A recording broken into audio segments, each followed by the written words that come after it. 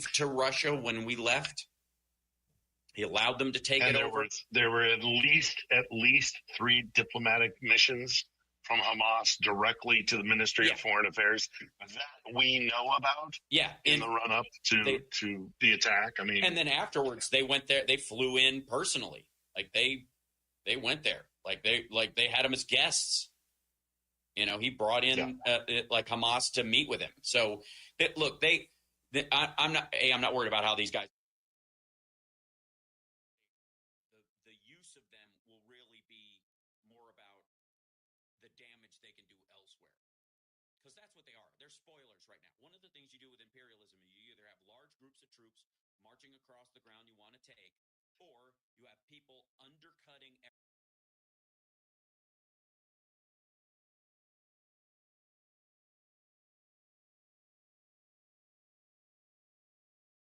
You have, and even if you don't believe in the cause, you set sides against each other. Again, you had situations where the Russians were literally arranging for on Facebook and paying for the ads for BLM and anti-BLM protests happening in the same spot on purpose, hoping fights would break out, hoping that they would bring people, together that would otherwise work out their differences online, and at a fever pitch with a BS narrative that was more violent than they would have left the house with, intentionally, so that there would be video online of Americans attacking each other over race and fueling the fire on both sides of the conversation. This is what they do. It's all they do. It's their only export beyond oil.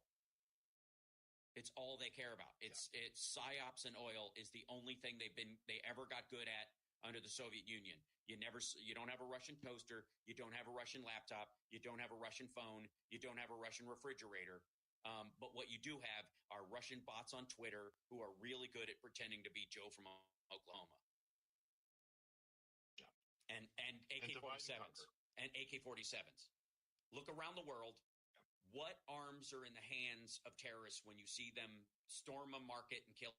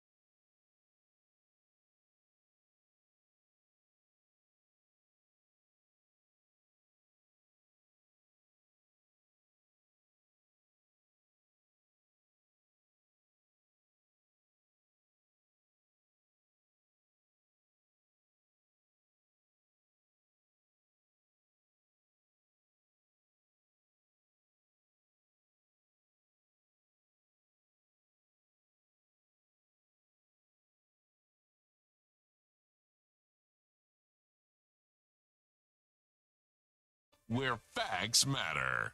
This is Chicago's Progressive Talk, 820 AM, WCPT Willow Springs, and online at WCPT820.com, where facts matter. The following program, The Family Meeting, is sponsored by Polaris Insurance Agency, and to the extent applicable, their guests. The views and opinions expressed therein do not necessarily reflect those of Heartland Signal, LLC, or its management. Hey folks, it's Richard Chu, also known as Bad, the Black Asian Dude. Yes, we're on The Family Meeting, but right now, you've probably heard about my new show, Chu's Views, Monday through Friday, 6 a.m. to 8 a.m. on WCPT. Chu's Views is about pragmatic, progressive conversation with a bit of smash mouth talk. Tune in, 6 a.m. to 8 a.m. Monday through Friday on WCPT, Progressive Talk.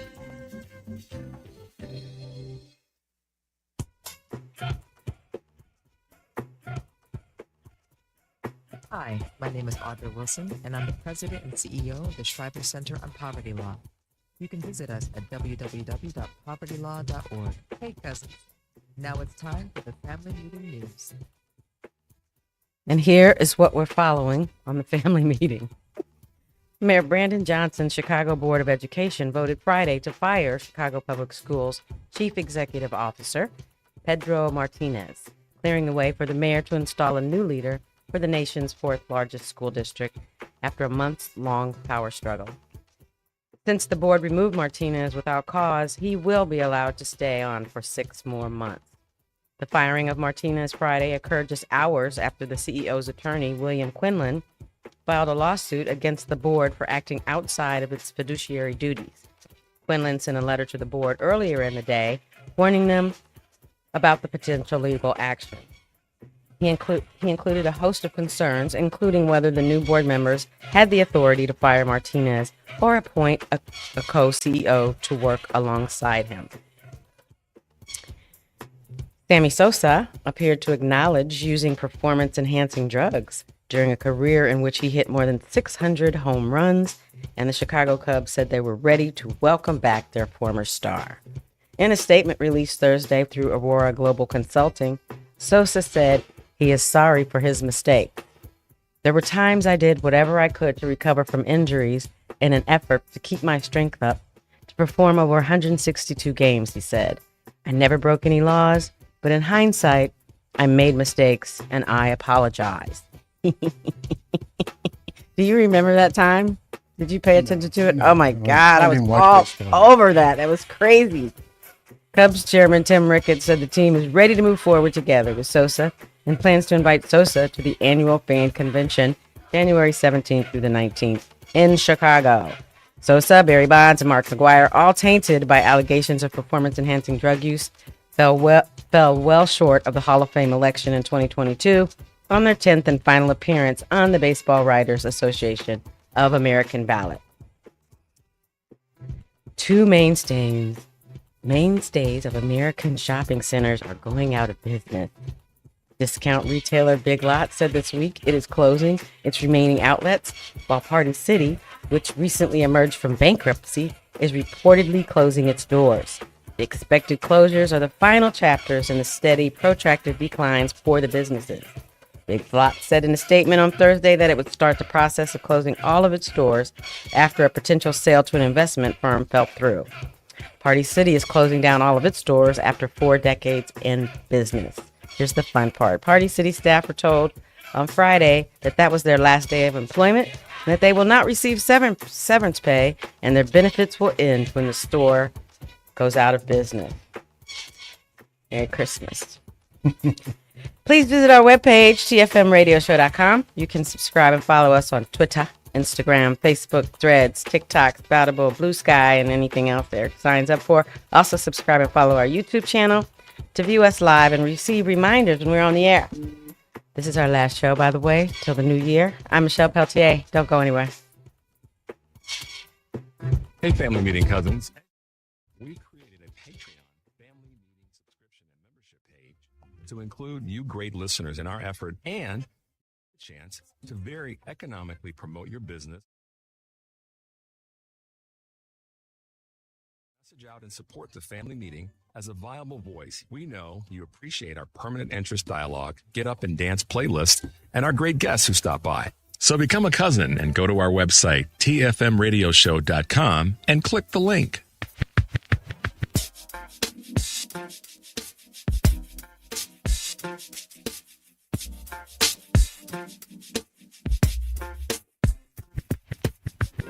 My name is Cecil B. Lucy, attorney at law and certified public accountant. I listen to the family meeting.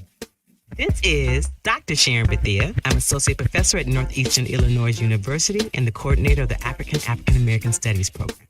I listen to the family meeting. Yeah, y'all, it's family meeting time. Welcome to the worldwide headquarters of the family meeting. I'm your boy E. Thank you, Michelle, for that news. You're welcome. Grab your phones and find us on social media. You know where to go, right? All the places Michelle talked about. That stuff, All those things. There's so many of them now, aren't there? They're growing by the moment. Goodness, I can't believe this, man. Also, be sure to visit our webpage, tfmradioshow.com. You'll find our archived broadcasts there, the music playlist, and a live link for the broadcast right now. That's tfmradioshow.com. In the ragged-ass rust bucket that is the Space Shuttle cockpit is Bobby Longstroke. I'm sure. Hi. You got to say curly chops around there somewhere, right? Curly top there, No, too. he took the day off to go pick up family from the airport. Oh, Man, the horror of it all. yeah. I know. Crazy, isn't it? Hey, man, you can become a patron of our broadcast for as little as $5 a month. Hit that webpage, tfmradioshow.com, and mash the button, become a patron. Do that for us, will you? The lines fill quickly, and I'm sure y'all got a lot to say before the end of the year. The number is 773-763-9278, 773-763-9278. I tell you, Michelle, hey, Michelle. Hi. How are you? I'm good. How are Get your you? damn green hands, man. I'm a bah humbugger. I'll be damned if you got them green hands, man. They're Grinch hands. I don't know about you, man. It's My thing. Been doing it for years. Proud of it. There's that. There's that. I got to tell you, this is one of those weeks where I don't know that I've ever had a week like this, where I don't have a lot that's on my mind. I got like one thing. Like, what y'all gonna do? You know?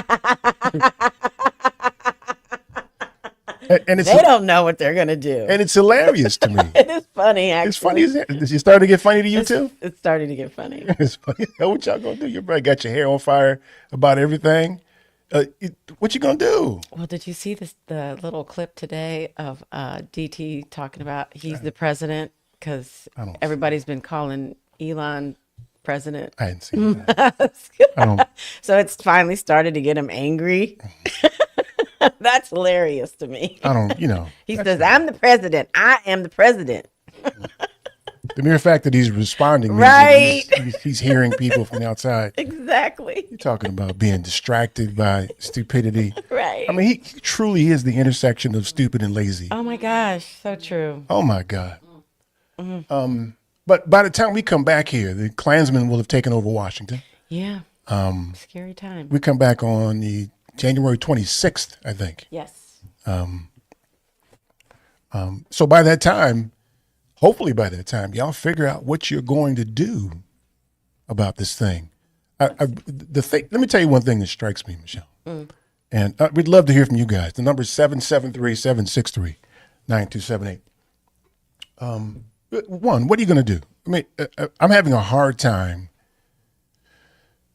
getting an answer, I think, a meaningful answer, right? Because you hear things, well, we're going to fight. You know, we're going to organize. You're talking about the Dems? Or Just the or people them? that that we've asked this question or that have been asked that question Okay. that I see people attempting to answer. We're going to fight. You know, we're going to fight. You know, then you got Reverend Sharp. We're going to march. We're going to march, man.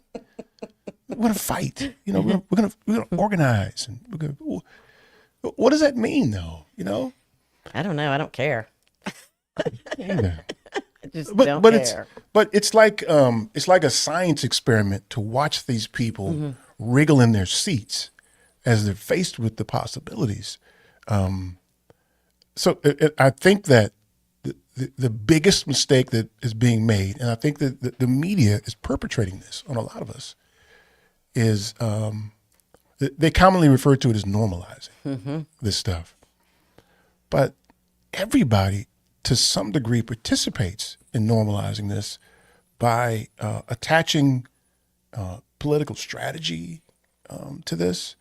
And they neglect. It's usually an effort when you do that to avoid holding yourself accountable for your contribution to the problem. I mean, if you were to ask me what you should do, you should find a way to be disruptive. And so I'll give you a good example. If you work somewhere and you watch some lazy, stupid white dude get promoted ahead of a woman that you know is better qualified, excuse me, you got to say, oh, hell no. There's no way you should do that. But see, the problem is people won't do that.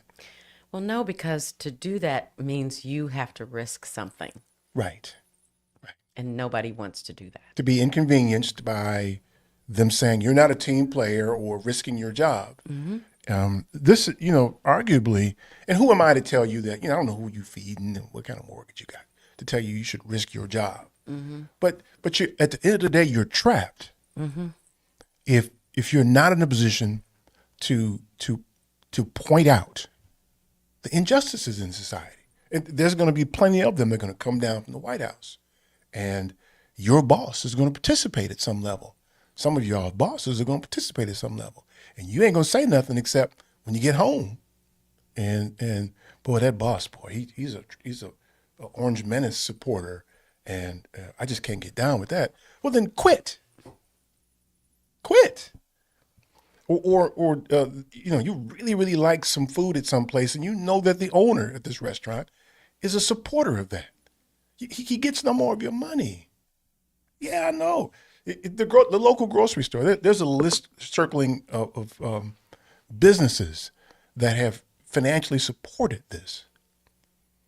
And so you have an opportunity to not spend your money there. I mean, everybody. Yeah, we do have choice in this whole fiasco. We meaning the those problem of us. is when sometimes you don't.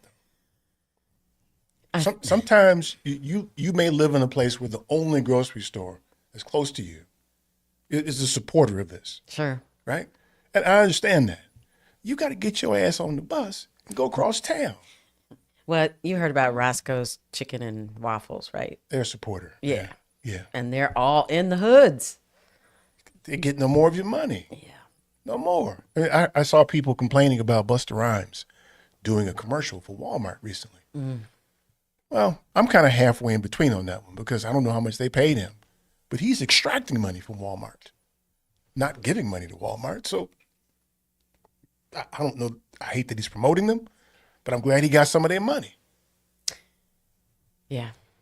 I mean, if he was giving him money, if he was shopping for the neighborhood and he bought everybody a bike from Walmart, okay, you find someplace else to buy your bikes or whatever. But you got to do something. You can't just sit around wringing your hands. I mean, so two things. One of my good friends after the election, she called me. Her name happens to be Michelle too. She called me and she said, "What are we gonna do? What are we gonna do? We need to fight. We need to fight." And I was like, "I quit. I'm done. I've been doing this since I was 18, and I have had the realization that I'm not doing it anymore." So you have that side. Then you have the other side of people who voted the other way. And a lot of them are very quiet right now. I think that there's some embarrassment because he's not even taken the oath of office yet, and it's a fiasco. And if you're anybody paying attention, you should be embarrassed that that's who you picked. There should be some shame. Yeah, but they'll never feel that. I mean, some do. We have centuries of people who participated in all of the ills, all of the genocide, all of the the instances where this country's put upon people. I agree. And they stood by the side and watched because it's too inconvenient to respond. Yeah. But there are some who are extremely quiet because of their embarrassment. You know, they were very vocal there for a minute, happy and celebratory. And now they're too busy being mad at us for being quiet. Mm-hmm. See, I haven't seen that. I'm glad you say that. I haven't seen. Oh, I see it every day. Do you? Mm-hmm. So it's kind of funny. Kind of makes you smile. It does. It makes me happy. So there's evidence all around us that what we see going on is, in fact, a team sport. Mm-hmm. So Fonnie Willis, prosecutor in Fulton County, Georgia, was disqualified for prosecuting the Orange Menace because of his crimes. Mm-hmm. She's disqualified for what? Having a life. Okay, so here's what happens. People spend a lot of time saying, oh my God, she was disqualified, and not realizing that it's the teammates who disqualified her. Who are these dudes or gals or people who did this? And on what grounds do they do that? It's a team sport. She had an inappropriate relationship. It muddied the water. Don't you know? But it's a team sport is the point, right? I got you. So these people are participating wide and far in this thing. And everybody, including us, make a contribution. Right now, us unplugging from them, that's a contribution to supporting that. Now, I don't intend on turning that around. I'm not doing it because I risk something outside of my own mental well-being. Sure. But that y'all did that. And I actually don't feel empowered to do anything about it, to be honest with you. And don't really care. Yep, it's a wrap for me too. It doesn't matter to me. Yep. All these people are going to be harmed. Here's another example.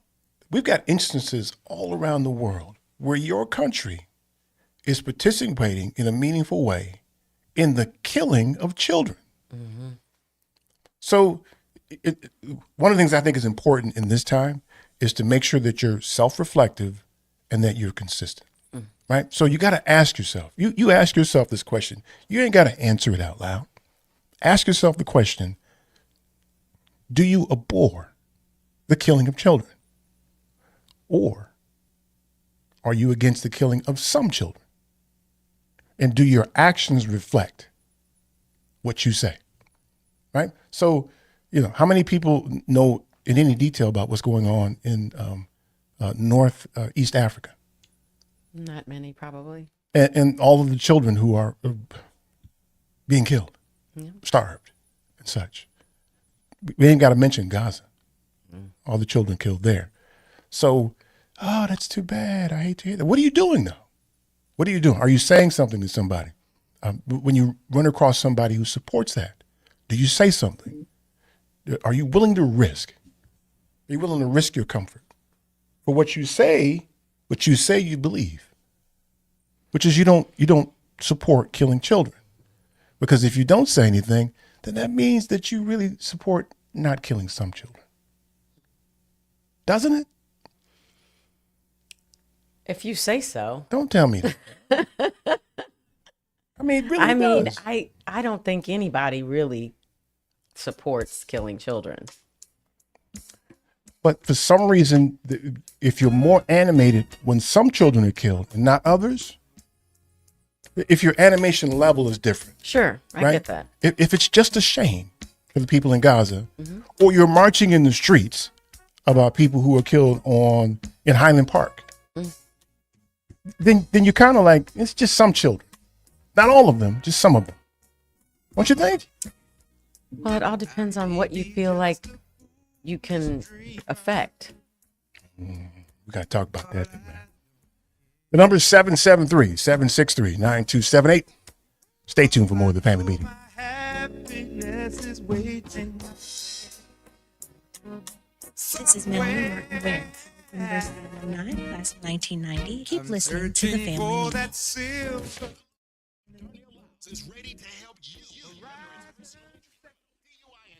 nursing home product liability. Stick it around your bag, okay.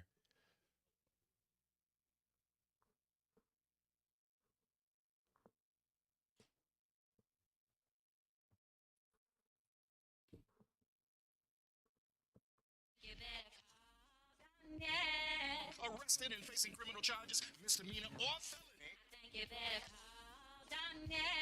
Purchase a product that causes you or a loved one harm. When your loved one is neglected and abused in a nursing home. That's right. You better call Attorney Darnell Lyles and get represented right. And the first consultation is free. Yes, free. So call right now. 219-939-9LAW. That's 219-939-9529. Attorney Darnell Lyles.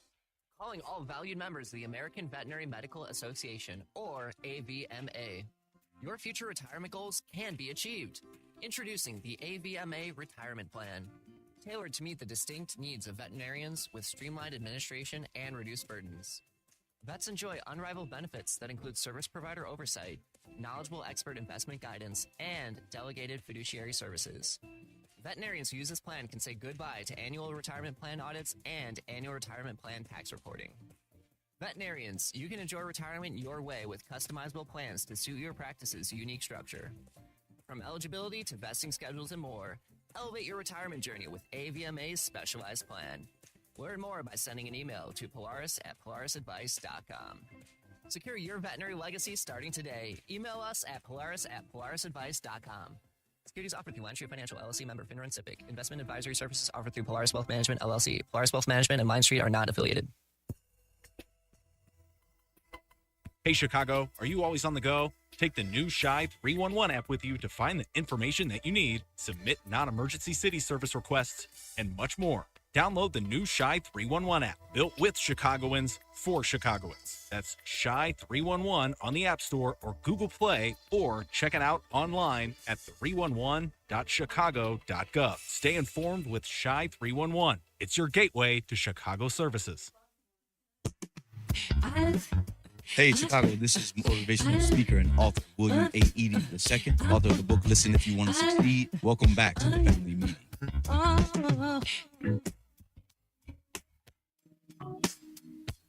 We're back. I gotta let this play for a minute, man. Please. Very nice. So no, you can't say that. You can't say very nice. You can't say that about this kind of music. You can't say that. What should I say? You know what to say. How long you been black? All my life. You know what to say. That's funky. I didn't use that term as much as you That's did. pleasant. Pleasant music. It's lovely. Lovely. Say that. Say something meaningful. That is meaningful. You're supposed to get it. Oh, hey, that's my jam, man. What? I will do that. I do that. Yeah, you did that time. You're right. It's nice. It's pleasant. It's melodic. I feel judgment. Yeah, you do. I'm judging you because you ain't regular. 773-763-9278. 773-763-9278. Yeah. So, the question is, what you going to do? What you going to do? Michelle, what you going to do? Are you going to watch the proceedings for the Klan rally? Oh my gosh, no. I didn't think so. No. What you going to do there? I think it'll be, if I think about it, I think it might be the first one I've actually missed, because I usually watch all of them, no matter who's there. But I will not be watching this one, no. I'll be watching a basketball game. There, with all of them. All over the street in their MAGA gear. Hey, we're about them people, man. Not. They're really, the core of them are cowards. Well, sure. Yeah, when they get in groups, they get a little more brave. Yes. Until they get overwhelmed. A la the Montgomery massacre. It was the Montgomery Brawl. People start That getting. was the best thing ever. Wasn't it though? It was so wonderful. And you start hitting people in the head with chairs. Oh my God. I remember. So with All right, here, take this with you. Ah. social media, though, if you catch stuff like that in real time, it brings you joy. I caught that in real time. I was sitting there for hours. It was great. Wasn't it? It's fantastic. So they'll wander up to on top of the hill by Howard. You're going to get hit by a chair, man. Let's hope so. Just y'all need to just be ready because I think that there will be some visitors. All right, they're going to get hit with a chair then. Come on up the hill and get hit by a chair. Okay. I'll be sitting on a chair. A folding chair. They have folding chairs where I sit. You remember we sat at the game? Yeah. Fold that joint up and whack. It's going to be on, baby. I'm going to dip this chair on your head. Oh, my God. And if they come in there, they're going to have to buy a ticket. So give us the money first. You're going to have to pay us to get hit in the head with a chair. Now, that they won't do. Well, sure they will. They can't get in the door. They won't pay. They're going to have to pay to get in the door. I'm just telling you, they won't. If they pay. come to our gym, they're going to have to pay to get in the door. They can hover outside. Oh, we'll bring the chairs outside for you. Bring the chairs outside and then say, yeah. It's going to be a ball. Just you guys just be careful. That's I have no desire to be careful. Not at all, man. I got to protect her. I was going to That's say. all I got to do. Well, that's why you should be careful. I'll be okay. I just got to make sure she's okay. I don't think he's hearing me, Tiffany. She know the rules. She know the rules. So, the question is, what y'all going to do, man? What y'all going to do? And listen, you can give me the platitudes all you want. We're going to fight. We're going to get out and vote and organize. We're just not going to stand. That's the good one. We're not going to stand for it. What does that mean? Not doing anything. What does that mean? What does that mean? I don't know. I don't even want to figure it out. Come on, man. We watch the crimes in real time, big and small. I was listening to Dr. Greg Carr, who's on Urban View Radio, on Sirius Radio this week. Mm-hmm. And he was talking about museums most of them being evidence of the crime. Not just the remaking of or telling the story of the crime, but many times when you have those museums or even art exhibits where they have paintings or antiquities that were made in like Africa or Europe or India or something like that, they're in that museum or in that art gallery because you stole them. You got us walking around looking at it. Right. So we pay $25 whatever to get into the museum and look at these things that are stolen. We're looking at stolen goods. Why is anything that was created in Africa, I'm talking about pieces of art, why is it here if it's not given to you? Unless you stole it. Apparently that wasn't a big deal. And then charge people to come see it. Mm-hmm. So, to the extent you participate in these art exhibits or whatever, think about what you're doing. Ask them. Ask them people when you go to this art exhibit, if you're going to pay to go to an art exhibit, ask the people, won't you get that stuff back to them people? Get that stuff back to them. Do you know that you could ask that question and nobody would have an answer for it? They'd say, to send it back to who? Where does it go? How do I find that out? That's your job. You stole it. Give it back to them. Stops right there, though. Well, it does. It stops right there to the extent you only have one person asking. Mm-hmm. If everybody comes in and says, listen, let's end this. We're watching the crime. We're looking at the evidence of the crime right here. We've paid you to support your criminal activity. All of it's criminal. It's stolen. I know, but Eric, that's changing an entire, I don't even want to say culture, but, museums, that's a thing that's ingrained in wherever you go. But you know what they do, though? If you get enough people coming in and inquiring, they just close it. Mm. Or they'll move it. They'll move it, right. And so wherever they move it to, you got to go there, too, or tell the people who are there they should go in and ask them, why don't you give them their stuff back? Yeah, the artifact's never going to go away because it's now valued at some extraordinary figure. Exactly. But you got to force them to give it back, or at least make them extremely uncomfortable with the fact that you're displaying evidence of a crime. It's those little contributions to the society being upside down and devoid of morals that you each can participate in. If you realize where you are, if you realize what you're doing. But see, that we normalize museums and art exhibits. I was made in the 16th century by an Indian artist unknown. No, you stole that. You probably killed the dude who made it. Y'all are passing it around and getting money about it. It's all those little. See, that's where people who are otherwise allies participate in the crime. Sure. And so you got to realize that. And I think most instances where you have an opportunity to say something or do something is going to be in your workplace, where you see crimes, unfair treatment happening daily. I know. I've talked to people. You've talked to people who have observed unfair treatment, but only talk about it away from the people who are treating people unfair. I'm not. I speak up. I have. Because you're scrappy, right? But you're alone. And when you do it, what happens to you?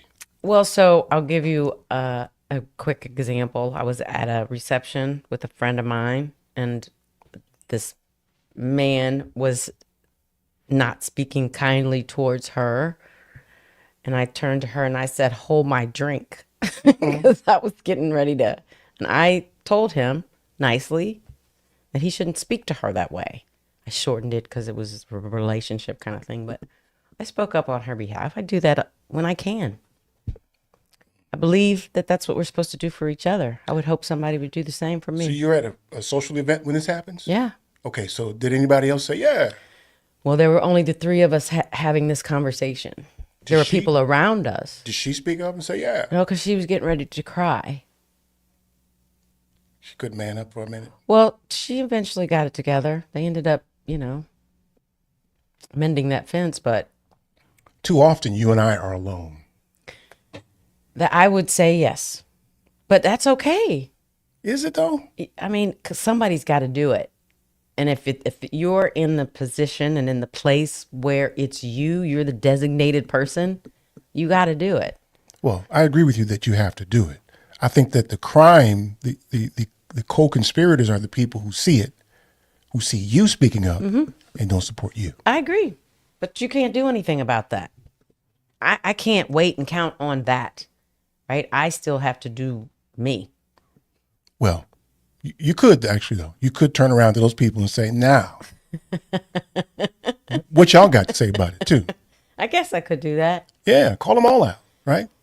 Yeah, but if they don't feel the responsibility to say something in that moment, then they're co-conspirators. They're co-conspirators, but that's their problem, right? I'm dealing with this person who's being victimized at the moment. But you, as a person who's trying to change society, you've got to push them. I lead by example. That's all you can do. People are either going to come it's not, though. Or they're not. It's not all you can do. You can drag them along with you. You can turn around and say, listen, Karen over here told me the same thing. But she don't want you talking about people like that, and drag Karen in it too. And Karen better say, yeah, I said that. Or then you begin to call Karen. No, you don't get new. Like you didn't say that to me before. I get so tickled when you say that. I don't know what it is. You haven't been drinking, have you? Not today. Okay. I hear you, but I'm not going to. We have to, though. If we're going to push the society along, we have to do that. I hear you. I'm not disagreeing with you, but look, I'm already taking a step. You hear what I'm saying? I'm doing something. I will not congratulate you for that. I'm not asking for congratulations. You ain't going to get it either. I'm still saying I'm demonstrating, I'm walking it like I talk it by interjecting interjecting in this manner. There are instances where, in my case, and I'm sure if you're a person that speaks up in your case, where you become ostracized because you've spoken up. Sure. Right. You're not a team player, blah, blah, blah, all Sure. that kind of stuff. And so that's where the second crime occurs. Sure. Is that you can't get people along. I think we're at a place now where it's comfortable that what's going on is so incredibly stupid that we're empowered to speak up. We're also, I think, empowered to drag people in. I think it's that stupid now. I don't disagree, but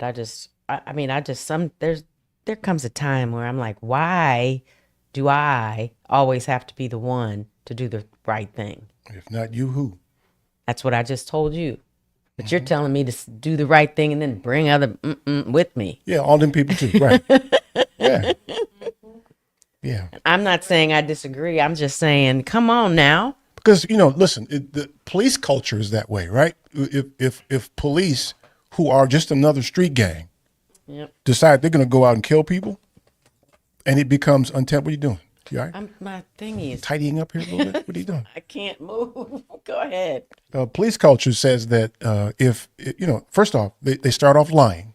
Yes. When they're on the wrong side of the rules and laws, and then when they're caught in the lies, then they look for a scapegoat, and they serve that police officer up, right? It's just and try to make it into an outlier, so that we end up convicting the person instead of the system. So right now, what this country is going to do is try to convict the Orange Menace. They've been trying to convict the Orange Menace. That's over.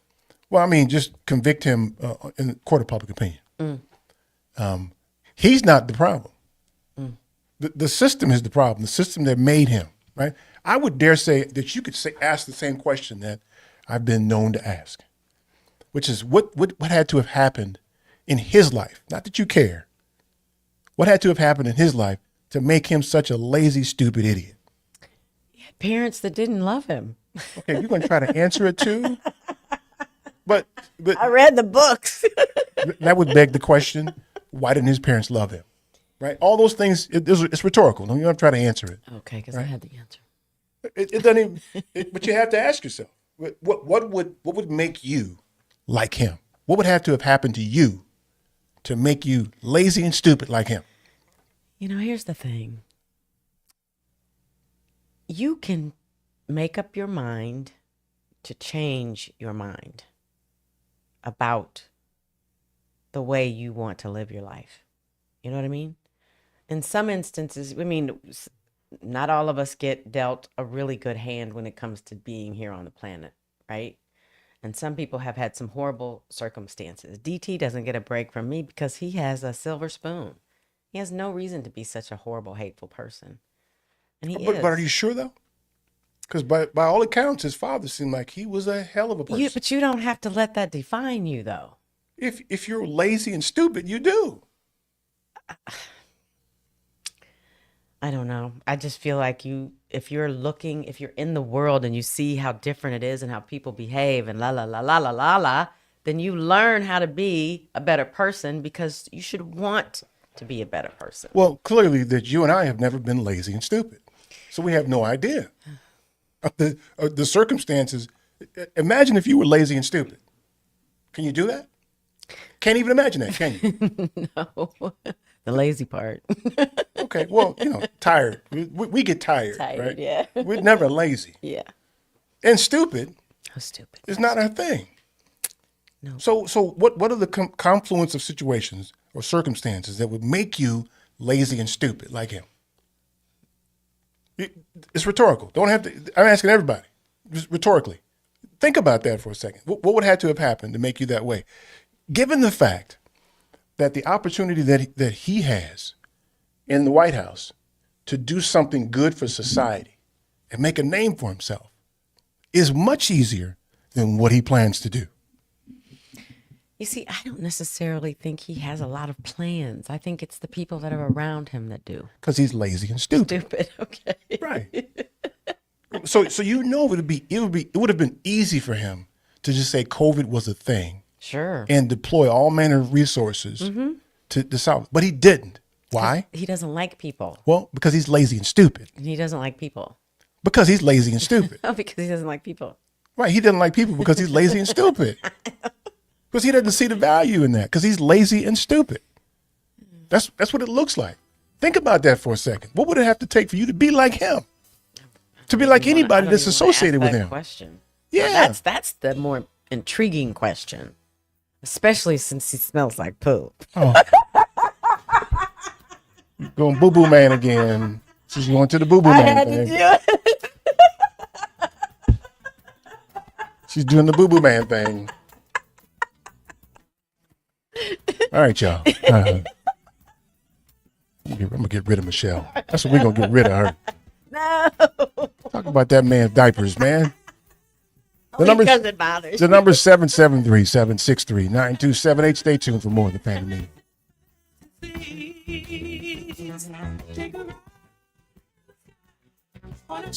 This is Matt Fisher. You can find me at Mr_Funny87, Chicago. Stay straight, tripping booths. We got more of the Family Meeting. New retirement plan requirement that could impact your business? Listen up. This is crucial information you don't want to miss. If you're a business with at least 5 employees and have been operating for 2 years or more, Illinois law now mandates that you provide a retirement plan. But don't worry, we've got you covered. Polaris Wealth Management can be your professional partner in navigating this new landscape. We specialize in helping businesses just like yours establish affordable retirement plans that meet your needs and keep you compliant. You may avoid penalties as high as $500 per employee by acting now. Our team of seasoned professionals will guide you through the process step by step, making it easy for you Is he a Boo Boo Man too? 401k, a simple retirement plan. Visit our website at polarisadvice.com for more information or shoot us an email at polarisadvice.com. We're here to help you provide your employees Okay, tell us with about the Boo Boo Man you know. benefits they deserve while safeguarding Not a your boo-boo business man. from potential fines. Don't let these changes catch you off guard. Contact Polaris Wealth Management today and let's work together to build a better retirement future for your employees and your business. Visit polarisadvice.com. Does he at least say excuse or me? email us at polarisadvice.com. He does? Securities offered through Line Financial LLC. Like you didn't hear. We have to all act like it didn't happen. Are they noisy or are they just...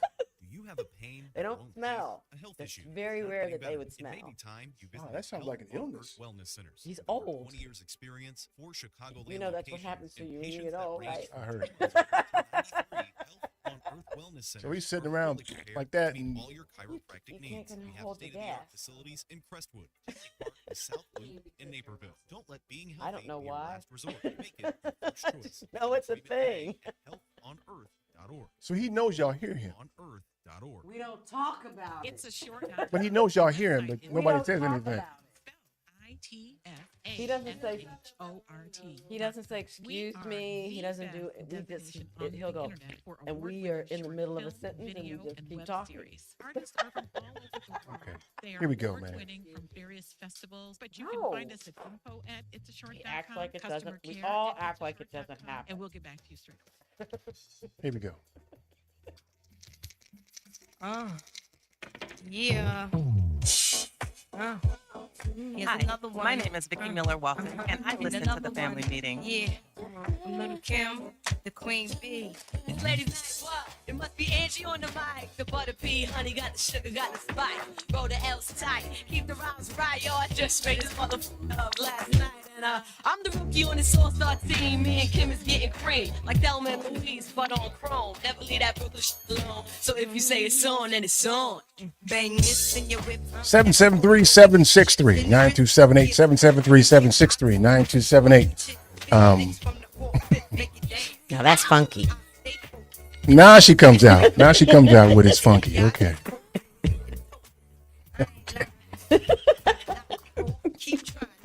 All right, so we're interested in what y'all gonna do, man.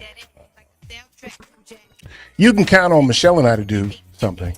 If, as a matter of fact, from what I hear about their intentions of dealing with people like us who broadcast and say bad things about him, they may be coming for us. True. And I welcome it. It's a real possibility. That would be very cool. I welcome it. Wouldn't it be? It would be very cool. I and make us welcome it. louder. Woo! Let's talk some more. Yeah. We just call him Boo Boo Man a little bit more. Bring a fart machine into the room. Have sound effects. Yes. Yeah. 773-763-9278. Okay, before you try to, we're going to take calls in a bit here, but before you try to answer my question, put some thought to it, man. The platitude stuff. I thank you. Thank you for the. We're going to fight. Thank you for that. Thank you for. We're going to organize. Thank you for that. Yeah. But make me feel good about that. Make me feel good about the organizing. We've done organizing before, right? Okay, now what? Organize to do what? I actually want to hear. I push for this all the time. I want to hear people say, "I'm going to run. I'm going to run," because I think you would agree. We need a new type of political leadership. Somebody who's going to advocate for our permanent interests, regardless of the gang you decide you're going to affiliate yourself with. Who is not this distasteful, mealy-mouthed, media-seeking, lazy person for whom you see every election season. Somebody different than that. Somebody that's of the community. Somebody that, like I think that politicians, I think it would be a great idea if politicians had town halls frequently, early in their terms. Right? And some do. I don't know many that some do. Most of them wait till election time. Start having town halls. So that one, that you get a chance to present yourself, but also you get a chance to see what we want, right? You should not, as an elected official, you should not be voting for what you want. You should be voting for what we want, right? And if they differ, you have to default to us. Well, they shouldn't differ, right? Unless you have a reason why what your constituents think isn't best for them. Right. Right. Right. I would like to see a politician, especially those in Congress, to have a mechanism for polling their constituency on any and every little thing. I've said this before. Back in the day, running for office was like a calling, right? I would equate it to people who decided to be involved in religious life, whether it's Catholic or whatever. You were called to do it because the whole purpose of the role was to serve. We used to call them public servants for a reason, because they served the public. You're going back to black and white TVs, man.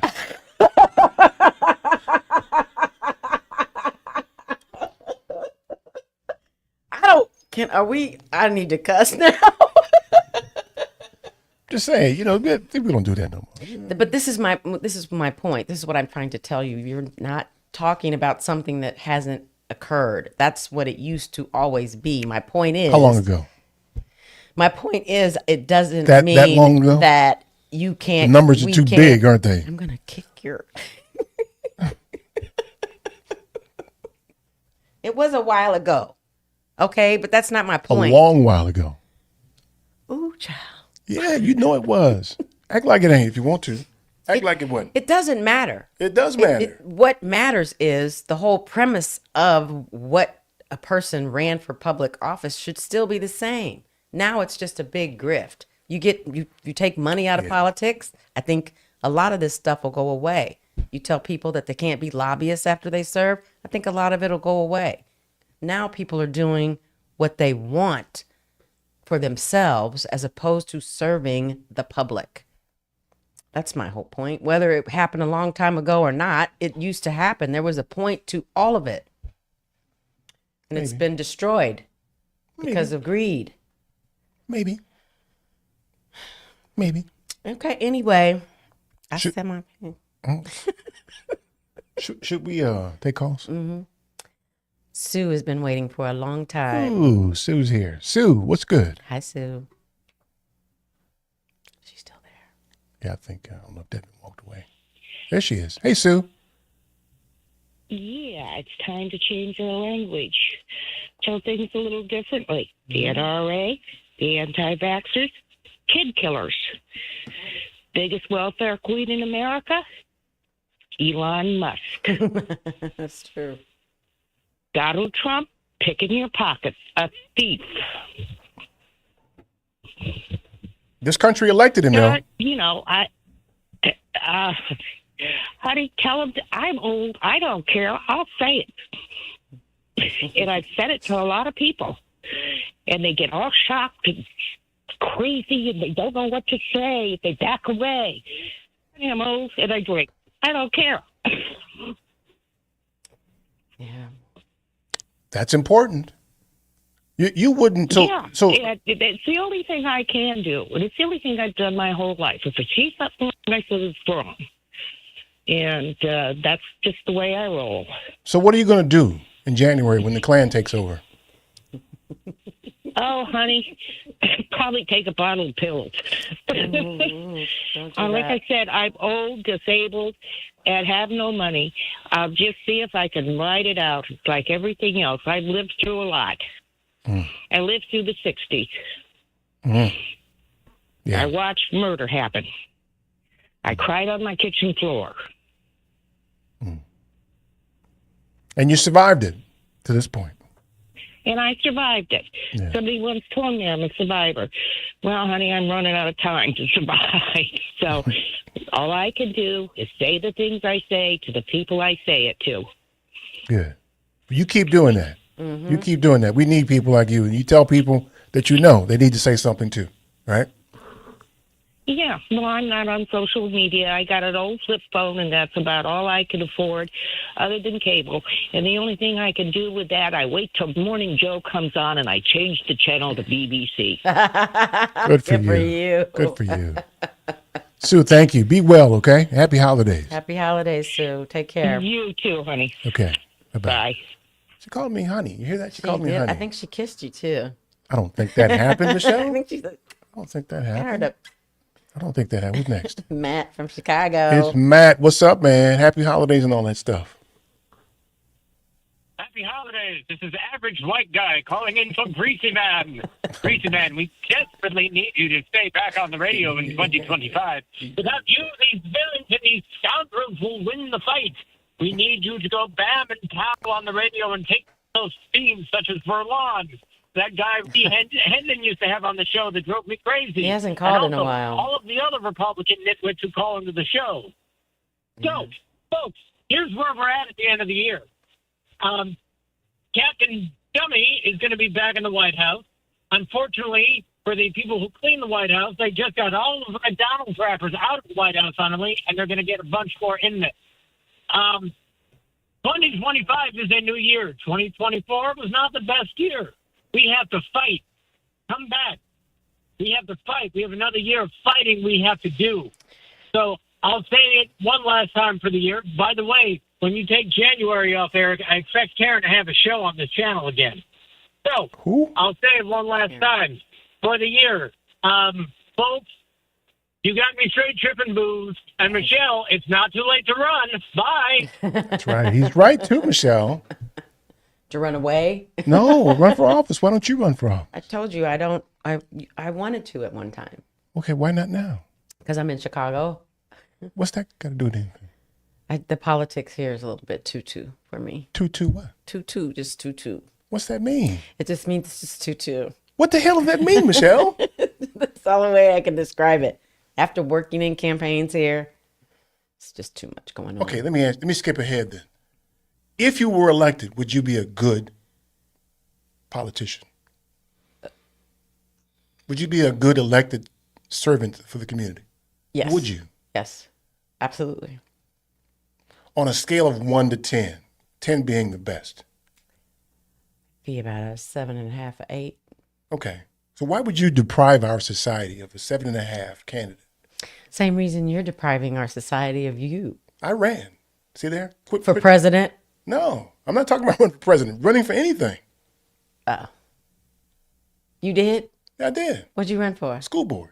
And you didn't, well, Yeah, I acted black. How long ago was that?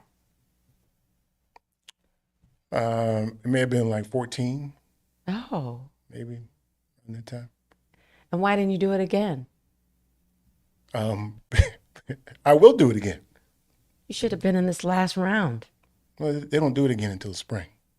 I'm talking about the last round. Why didn't we talk about you doing that I before? don't live in Chicago. It's different in the suburbs. Oh, that's okay. Yeah. Okay. Yeah, but what I actively do is I push candidates into the roles, Mm-hmm. and I support them actively. Mm-hmm. And where there's no candidate, I will run. Okay. Good for you. Now it's your turn. No. You haven't given me a good answer yet, Michelle. There are too many layers to Chicago politics that you have to. Too many for you? You can't handle it? Cannot. I'm from Kansas City. That's where I was going to run for city council. Too big of a punk? You just a punk, huh? You just can't do it? No, it's because I you're a knew. punk? No, Because you're a punk? don't try to. You're a punk, huh? Trying to be a punk? You're just going to be a punk, huh? That's what you're going to do? Be a punk? Don't try to reverse, no. Just a punk, huh? I'm not a punk. You know I'm not a punk. I'm scrappy. You're giving the same answer that otherwise great candidates give us all the time, Mm-hmm. which is, yeah, I'd be great, but I ain't running. Mm-hmm. So you end up with these distasteful people. I would support somebody. But all you have is distasteful people to support. Not necessarily. We'll talk about that then, too, because I think you do.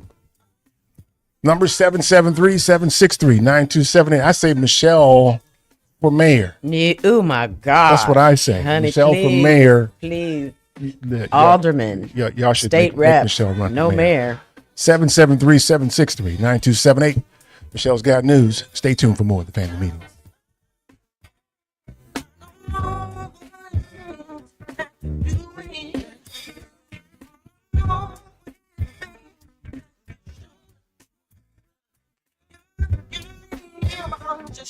This is Rodney Harrington. Keep listening to the family meeting.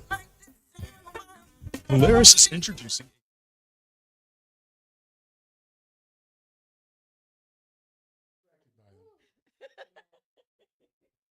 The last show. Come on.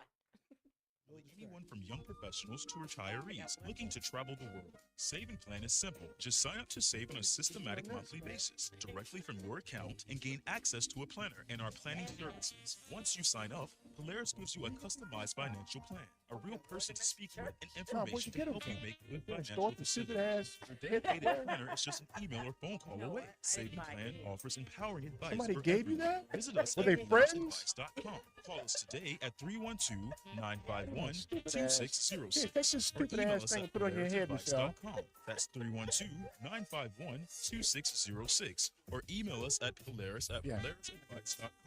Save and plan. Empowering advice for everyone. Securities, insurance, and advisory services offered through FSC Securities Corporation. Member FINRA SIPC. Insurance services offered through Polaris Insurance Agency, Inc., which is not affiliated with FSC Securities Corporation. This is Chicago's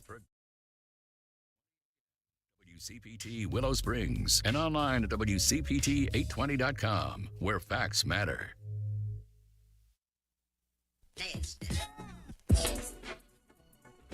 This is Miss Lady B, La Boricua. Now it's time for the family meeting news. This is Michelle Peltier, and here's more of what we are following on the family meeting. Black student enrollment at Harvard Law has drastically decreased following the Supreme Court's ruling against affirmative action last year, according to a new report. Now he's speaking. He's off.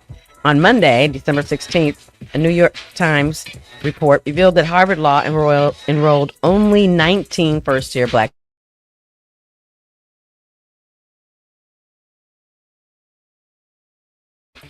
Harvard Law reportedly enrolled 43 black students in its first-year class last year. So what? The nosedive in black enrollment comes after the Supreme Court ruling against race-based admissions in the summer of 2023. Sean Wine, the president of the Harvard Black Law Students Association, said the decline in enrollment is a crushing loss. How? How's that a loss? Screw Harvard. Who cares about Harvard? Okay, it's Christmas time. With the holiday season Many African Americans are either opting out of the traditional Christmas celebration or adding to the celebration by also commemorating Kwanzaa. Grant family? We're all black. We are niggas. It's a festive celebration of family, life, culture, and community. What are the 7 days? Oh, it starts December 26th and ends on January 1st. 7 days of Kwanzaa are Umoja, which means unity. I can't pronounce the second one. That's self-determination. Ujima is okay. Kuja Jacqueline. Thank you. Self-determination. So you black? Yes. Ujima, collective work and responsibility. Ujama, cooperative economics. Nia, purpose. And Kumba, creativity. Gifts can be exchanged among all family members at Kwanzaa. And in the spirit of Kumba, many people opt for handmade gifts to share the holiday. If your creative energy isn't there, inexpensive candles, photo albums, and art from Black-owned businesses is suggested. And weed. That's always on the list. Want to watch Black Christmas movies this season? Here's what to watch. Here are some holiday classics.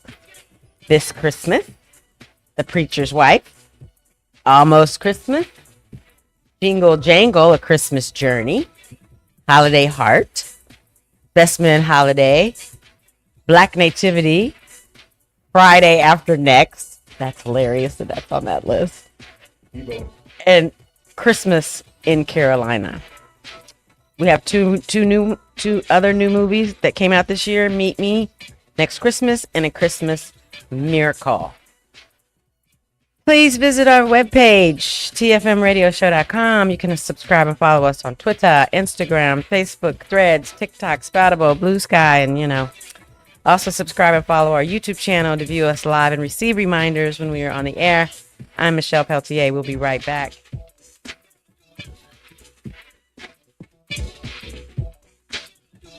Hey, family meeting. A Patreon family meeting subscription and membership page to include you great listeners in our. You watch all those movies? Give you a chance. I've seen on this list all but two. Local event. You can contribute as little as $5 per month. I haven't to get your seen message out and support the family meeting. Black as a Nativity viable voice. We know you appreciate our or permanent Holiday interest Heart, dialogue. but all Hit the up rest of them dance I've seen. playlist. Have And fun. our great guests who stop by. So become a cousin and go to our website, tfmradioshow.com, and click the link.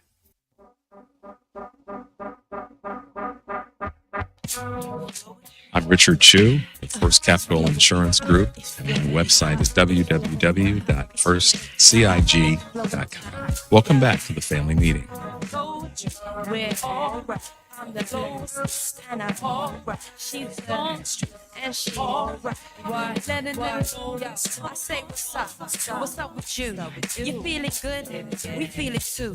We gonna mess now. Sit with this groove. I'll step on one. You step on What's that talking about? Now when we fly, we're feeling the Huh? But if we Die Hard? Die Hard, my favorite Christmas movie. Are we on the air? We gotta get you a life, man. Die Hard. Yeah. 773-763-9278. Y'all hear that? Michelle said her favorite Christmas movie is Die Hard. It sure is. You want to know Action why? movie. I know, but you know why? It was the first movie that I remember seeing. I saw it with my mother, actually, where all the black people didn't die. Well, it wasn't but one black person in the whole No, movie. there were more. Two. The dude parking a car. No, him, the police officer. There was a bad black guy. He died. There's more than.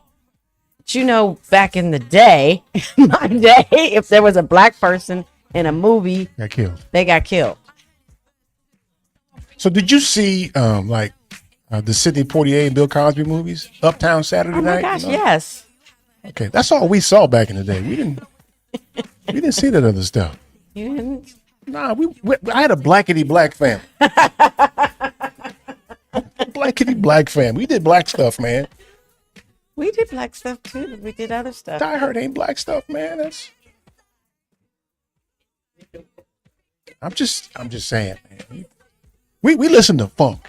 That's what We did listen too. to. There wasn't no other music in the house. But no, we didn't do nothing else.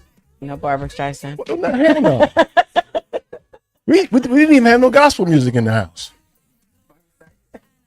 I love Barbara Streisand. Do you? I feel judgment.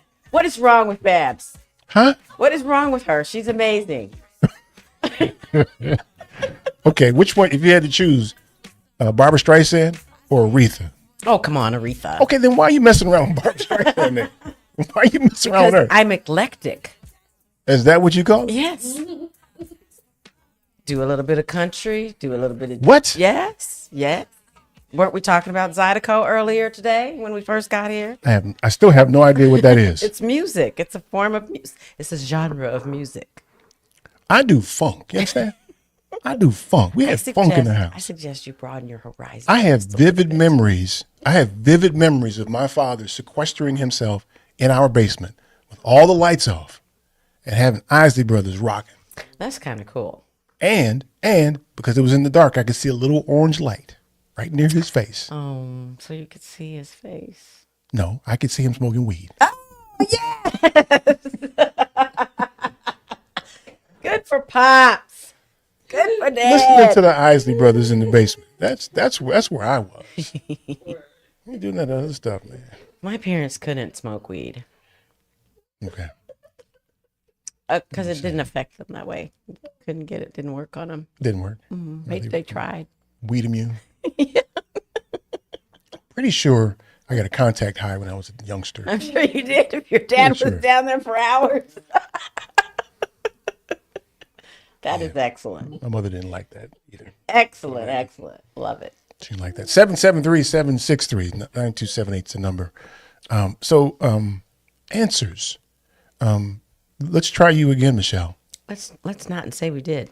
Okay, well, let's just use you as a cutout then, okay? Let's just say someone named Michelle, not you. Okay.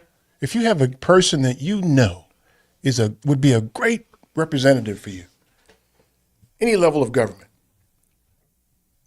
lots of integrity. We know that corrupts people sometimes, but people that you are fairly confident that can't be corrupted, that would be great, be fantastic, and they won't run. How frustrating is that? Well, for me, I understand it. I understand the fear, and I understand it's all ugly and horrible now, and I understand the feeling of feeling defeated because even before you get there, because you don't think you can make a difference. I would understand it. Isn't that kind of the point, though? Because it is how it is, that people like that need to run? Otherwise, you just get distasteful people running, and it stays the same way it has always stayed. Well, let's look at what's happened to people who we considered halfway decent during the past couple of years who aren't participating anymore because they got disgusted. Do we have some names?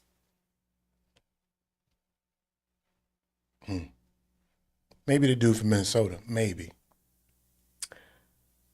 Al Franken. That's a perfect one. I don't know about perfect. I mean, in terms of my example, that's a perfect example. Yeah, but he tended to negotiate a little bit too much. You know, I like the senator from Colorado. I forget his name. He used to be the school board president in Colorado. But I don't know that their volume, their voice was not loud enough for me. See, I think Al Franken's was, but he didn't get a real chance to thrive because then all that stuff happened and he was gone. Well, because he's an honorable man. But right. I think that the correct volume is the volume we saw from Jamal Bowman. Oh. I think that he was a servant. Yeah. That's what and the system chased him away. Mm-hmm. It's specifically the Israeli government, the terrorists in Israel chased him away. Yeah. So we got to have people who can resist terrorists like the Israeli government. Well, first of all, nowadays, you take on that role and that responsibility. Your whole life is under a microscope. Nobody wants to do that. We're sitting here on a microphone talking to people we don't know. We're under a microscope right now. I'm not running for anything. Are you? No, but you talk. Being under a microscope is not a thing. Who It cares? is a thing. Some people You're doing don't. it right now. Nope. I don't want to say this because if it happens, then I'll be mad. Nobody is digging into my life.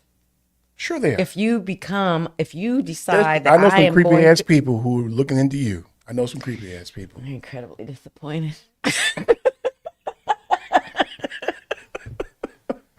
But you are out front right now. And I will say this to you, that in lots of jobs and things that I have had in my life, that I have been there in this space that's been visible, you know. But when you decide that you're going to run for something, I think it's different. How? Because people want to know more about you, want to make sure, or they want to either know more about you so that they can prove to themselves that you can represent them, or they want to know more about you so that they can destroy you. It's one of the two. Well, that's still the case right now. Because if you say something that offends one of these terrorists, then they want to take you down right here. And you ain't even running for office. Right. But it's not, there's no sense of urgency about it because I'm nobody. I'm just sitting here across from the man whose show this is being, you know, vocal, but I'm not. I'm still having trouble trying to discern the difference. I'm not running for anything. I know you're not, but you're still out front now. But running for something is it's on a different plate, right? Us doing this stuff publicly is different than running for office. But you still are under scrutiny. Sure, but nobody cares really, unless they want to harm me. Somebody cares. Not enough to dig into all my life. With the hate mail we get, somebody cares. Well, I don't see it.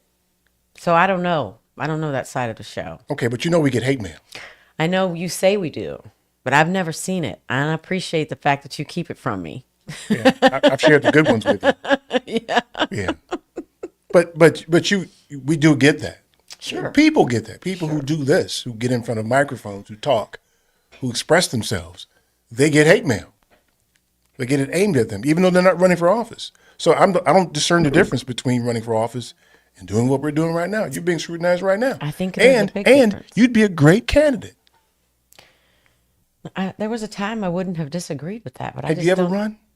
No. What not you waiting for? Public for? office. I am too old now. Okay, now you're gonna call yourself old. I call you old, and it's a problem. Because you're not supposed to do that.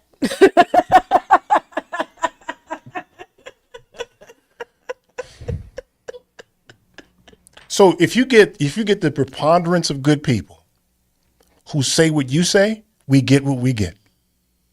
Look, So then you become, this is for you now, you become a small contributor to the problem. So do you think that you are exempt because you've run once? I'm not at all, and I will run again. Okay. If presented with the opportunity. Okay. I don't take that position that I won't run. Okay. I just wanted to be clear about that. Okay, so you can't turn it around on me now. So What just right back to you now. circumstances would arise that would make you consider doing it again? One of those all hell no moments? You're not there? No, not in any position that I could reasonably run for. No, but I would run for anything. All right, I'm gonna. Including president, I would run. Somebody save this video. Save it for what? Because I'm gonna play it back to you. Well, so when I it's time. ran for school board, at the time we had an issue with white flight. Mm. When we moved into our community, it was probably 70% white. Mm-hmm. It's complete opposite right now. How many years did that take? 28 years we've been there, something like that. Yep. Wow. So that didn't take that long because it changed when my kids got to high school, so probably in 15 years. Sure. And so, and all the teachers, but 90% of the teachers in the high school were white. Mm-hmm. And they had different understanding of black kids. Sure. Right? So you saw a lot of the black kids being pushed off into special ed and in detentions and things like that. Yep. And the white kids were pushed into AP classes and more or less segregated from the black kids. Yeah. I saw it. I said something about it. I ran my campaign where I said something about that. And I remember being in a debate with one of the Klansmen that was running against me. And she tried to express that there's not just a diversity of skin color, there's a diversity of ideas. And I said, there's no diversity of ideas absent a diversity of color. Right. And okay, so I ran to win, but I wasn't going to not say what I meant. Right. To win. Right. I said exactly what I meant all the time. How close was it? I think there were 5 candidates. I think I was third. Okay, that's cool. I think maybe the fourth. But of course I scared some of the white people. Sure. Because I said black things. Mm-hmm. But I wasn't going to not say what I needed to say, how I felt, for the sake of winning. I think that's how people should run. I agree with that. That's how I'd run if I ran again. I ran again. When you run again. It presented with an opportunity. I'm not afraid to run. Not at all. Not at all. For any position. We got a mayoral election coming up soon in our community. I never contemplated running for mayor, but I'm supporting somebody I know would be good. Well, when you're ready, I'll be your campaign manager. Yeah. Okay. Come on, I do that really good. Okay. I ain't had no campaign manager when I ran. That's why you didn't win. I don't know if that's the case. I was too blackety black. Being blackety black, they didn't like that, man. You know. Let's get Adrian in here, shall we? Mm-hmm. Adrian, what's up, man? Oh, Hi, Adrian. Drunk ass Adrian's here. Is he there? He's got to push the button. Hold on, Adrian. There you go. I hear him. Drunk ass Adrian, what's up, man? Hey, family, how y'all doing? Making it, man. Making it. When you gonna run for office, man? When am I gonna run for office? Don't repeat my question, brother. Man, Don't do that, listen, I can't run for office. I don't have skeletons in my closet. I got them in my back pocket. Adrian, don't you know nobody cares about skeletons anymore? That's not a thing anymore. Oh my God! No, they don't care about them if you got an R behind your name, but they obviously do if you got a D behind your name. Yeah, let's change it. But and actually, on that note, I kind of agree with Michelle about so she's a radio personality and she can say things and nobody. I won't say they don't care, but it's not to the degree of if she were running for office because of that thing called opposition research. Thank you. So the minute you start putting your name out there as being a candidate, the opposition immediately digs into everything to try to find whatever they can to turn it into a negative soundbite.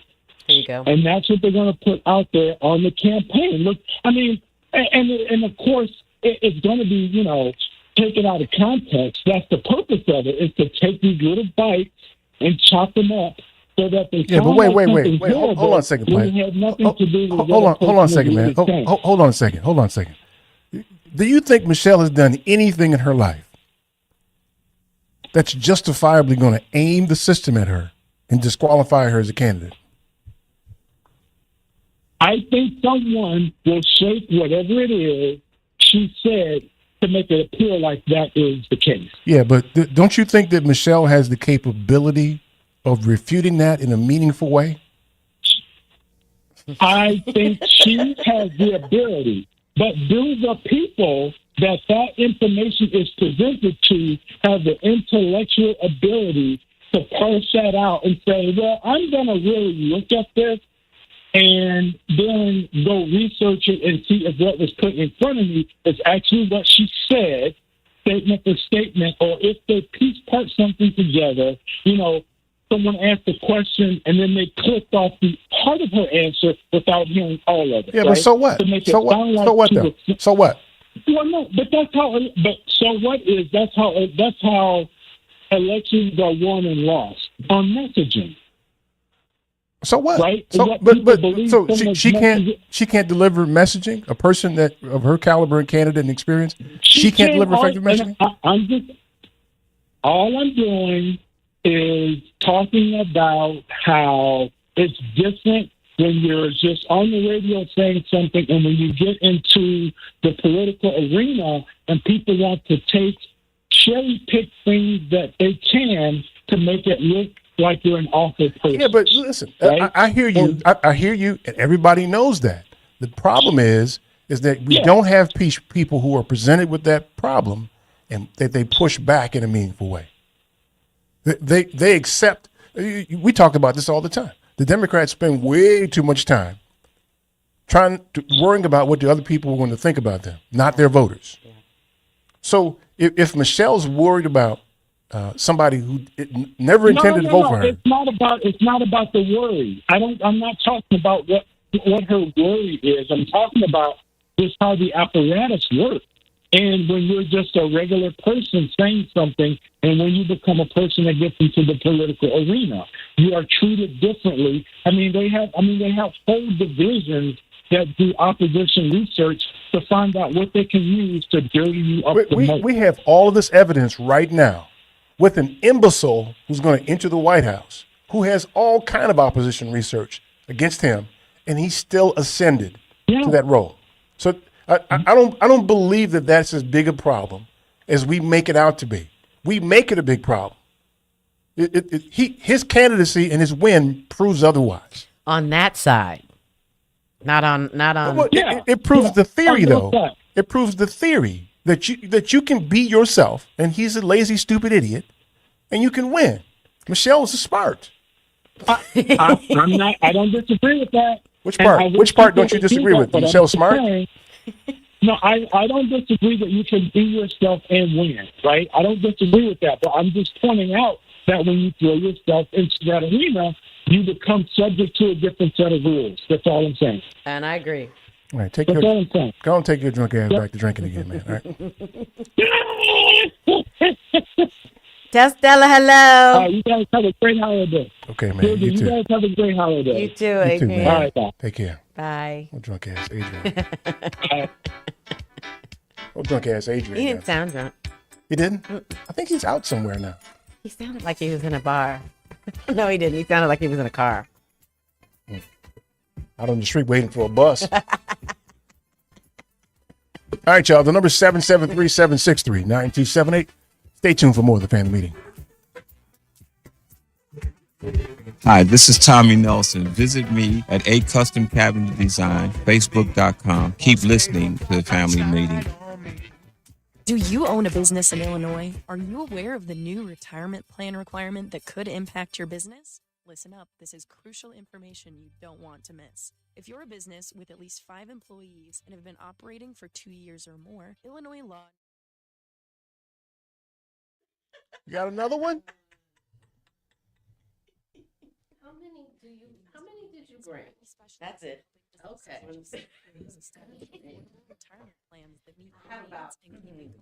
You say somebody gave you these things?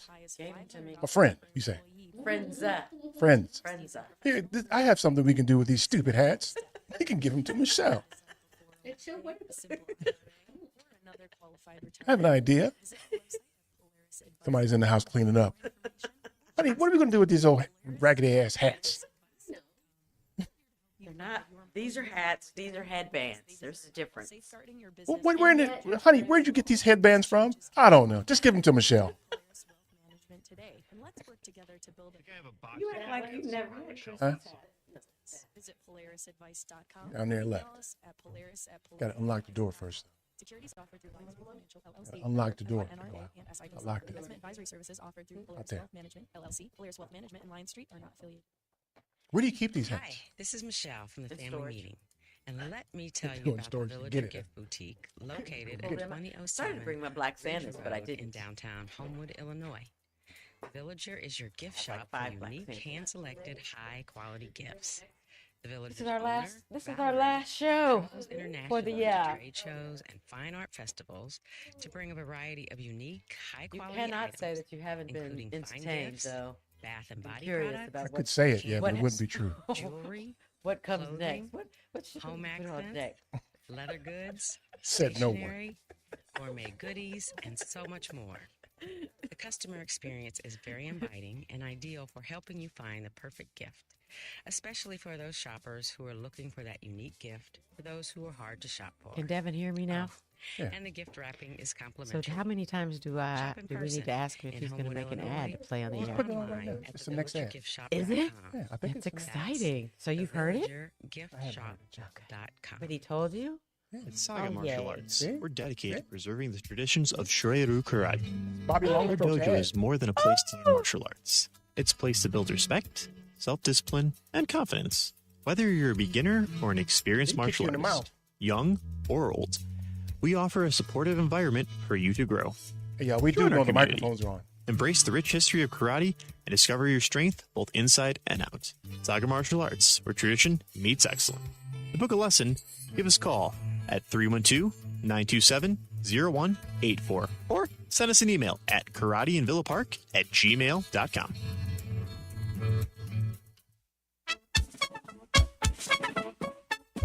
Thank you. This is Miss Lady B from Dance Factory Radio. Welcome back to the family meeting.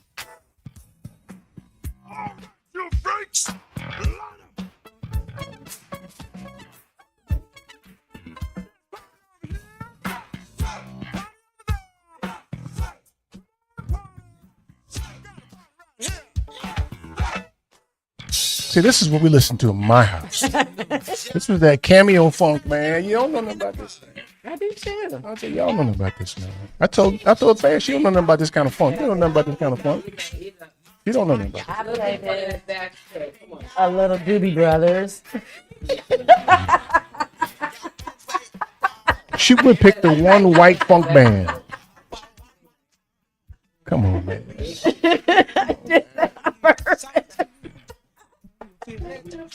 Come on, man. Come on, we even played a little Lawrence Welk at our house. Don't tell me you did that. For real? Well, my mother did. Because my grandmother loved Lawrence Welk. There goes my kidney bone again. There it goes. Stop man. judgment. Come on. Just God. open yourself up to all the world that is Nothing around like you. Funk, man. Funk not only I'm not moves. saying that that's not true, but That there's is so much more. That's it, man. Everything comes from funk, man. And funk is everything, man. Bootsy sends me notes all the time on Instagram. When are we going to get him on the show? He don't like working on Sundays. We got to work on him. Well, we can tape a segment and then air it. You tape it then. When I get out of here, man, I'm gone, man. I ain't thinking about this stuff, man. You tape it, man. You have to do the interview. Do you want to take a call? I ain't interested in interviewing Bootsy. I'm interested in hanging out with Bootsy. Well, the interview is the beginning of that relationship. I mean, we got a There's relationship. a whole process. I mean, he just don't want to do nothing on Sundays. He don't like doing nothing on Okay, Sundays. so we need to work it out because you're doing it all wrong. He's on our TikTok all the time. It's espousing the virtues of funk all the time. On TikTok? Yeah. I'm not on TikTok. You need to get on TikTok, then. They're getting ready to get rid of it anyway. Yeah, well, good luck with that. We're gonna grab a couple of calls or something. Yes. Who you want to grab first? Let's talk to Donna from Rogers Park. It's Hi, Donna from Rogers Park. Hey, Donna. Happy holidays, fam. Same How to y'all you. doing? Same to you. Good. All right. I just wanted to give you my opinion why it's hard to get good people to get involved in politics today. First of all, it's too much money in politics. That's number one. Number two is the obstacle course that is created to prevent progressives and people with new, fresh ideas getting in.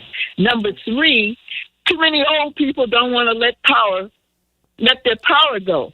So there's so many reasons, because when you get a couple of good people in there, they get worn down quickly. If they're in there 1 or 2 terms, they feel like defeated, and they say, you know what, I'm just spinning wheels. I'm not making progress. That's why they feel like they have a better chance of doing something outside the Beltway or even locally, because you have so much opposition created. And the last element, now they got artificial intelligence to help the opposition create the obstacles against you. So this is just my opinion, of course, but I think that's why so many good people hesitate to even get started, because they feel like, well, I tried, I gave it my best, but I had too much opposition against me. Okay, so let me get this straight, Donna. What you're saying is there's no hope that we have anything but these distasteful people ever running for office. Is that what you're saying? That's no word. I didn't say no hope. I said the reason why I think it's hard to get good people We don't wanna- involved in politics today. I'm not saying there's no hope now. I think that the reasons why good people shy away are well documented. I'm asking the question: how do we get them to break through? How do we get people like you, Donna, to run for? Watch this. Get you, Donna, to run for office. You see, she laughs. She laughs. Why wouldn't you run? Well, I tell you, at one time when I was younger, I just turned 69 on the 19th. I've always been a warrior, a fighter. But you know what? At this point now, I'm in the fourth quarter of my life, and I was not expecting to have to go through a second 2.0 of that Orange Menace. And now that I'm stuck with that, I feel like, you know, I got everybody's back that's willing to go up front. But I don't feel like standing in the front line. Why not? Taking all the battle. Why not? Why? Yeah. Because I'm not as young as I used to be, and I'm not gonna lie, it's just too much to deal with now. I got your back. Great ideas. In fact, I got your back. What I wanted to do, I had some great ideas for Lori Lightfoot. I submitted them in the way she said submit it. I never got a response. Brandon Johnson, I voted for him. I got some fabulous ideas to help them get some of these robbery crews. But again, they got budget constraints. Because I said, look, they need to set up some internal stings in some of these locations, because these little knuckleheads go back to the same place and rob them over and over again. If they were sitting up in there ready for them when they came up in there, they'd get the whole doggone crew. The point is, you can have fresh ideas, you can have a lot of energy and a lot of excitement. But with the system and the machines and the structure does not want change. They resist change. They don't want change. You run for They want office, a Donna. guy out there. You run for office, Donna. Your first $500 is coming from me.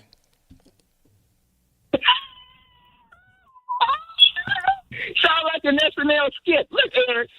What? This ain't no comedy show, man. What you talking about? Listen, let's face it. It's hard to get good people now because I ain't people- trying to hear you know that. why? I ain't trying to hear Because they're so disgusted. Okay, They're but so fine. disgusted, Eric. Fine. You can be disgusted and all of that, but if we were to buy what you're saying, there's no hope then. No, I'm not saying there's no hope, but what I am saying is we need more people that can bankroll their own campaign, like J.B. Pritzker, good people that can afford to fight. That's not all true. I'm saying. We That's need not some true people- because your boy didn't spend any That's not money. true. That's not true because your boy didn't spend any money on his White House campaign twice. He didn't have to. Right, because he got other people's money. But Pritzker used his money. I'm talking about the Orange Menace. He don't spend his money on this stuff. He spend other people's money. I didn't say Orange Menace didn't. He got all kind of backers. He got all kind of backers. Okay, well then get some Orange is backing backers. him. Get some back. You're smart, Donna. You can get some know what, backers. Before I hang up this phone, See, she gonna I got get one there. thing to say for you. Okay. You always recommending everybody else. You need to be up there in front because you always volunteering everybody else. What's your excuse now? Right. I don't have no excuse. I ran. I told you I ran. I'll run I'm again. talking about running for some serious position, not no school board stuff. Okay, you just gonna diminish the school board? That's how you gonna do? Those are really important positions, though, Donna. Absolutely.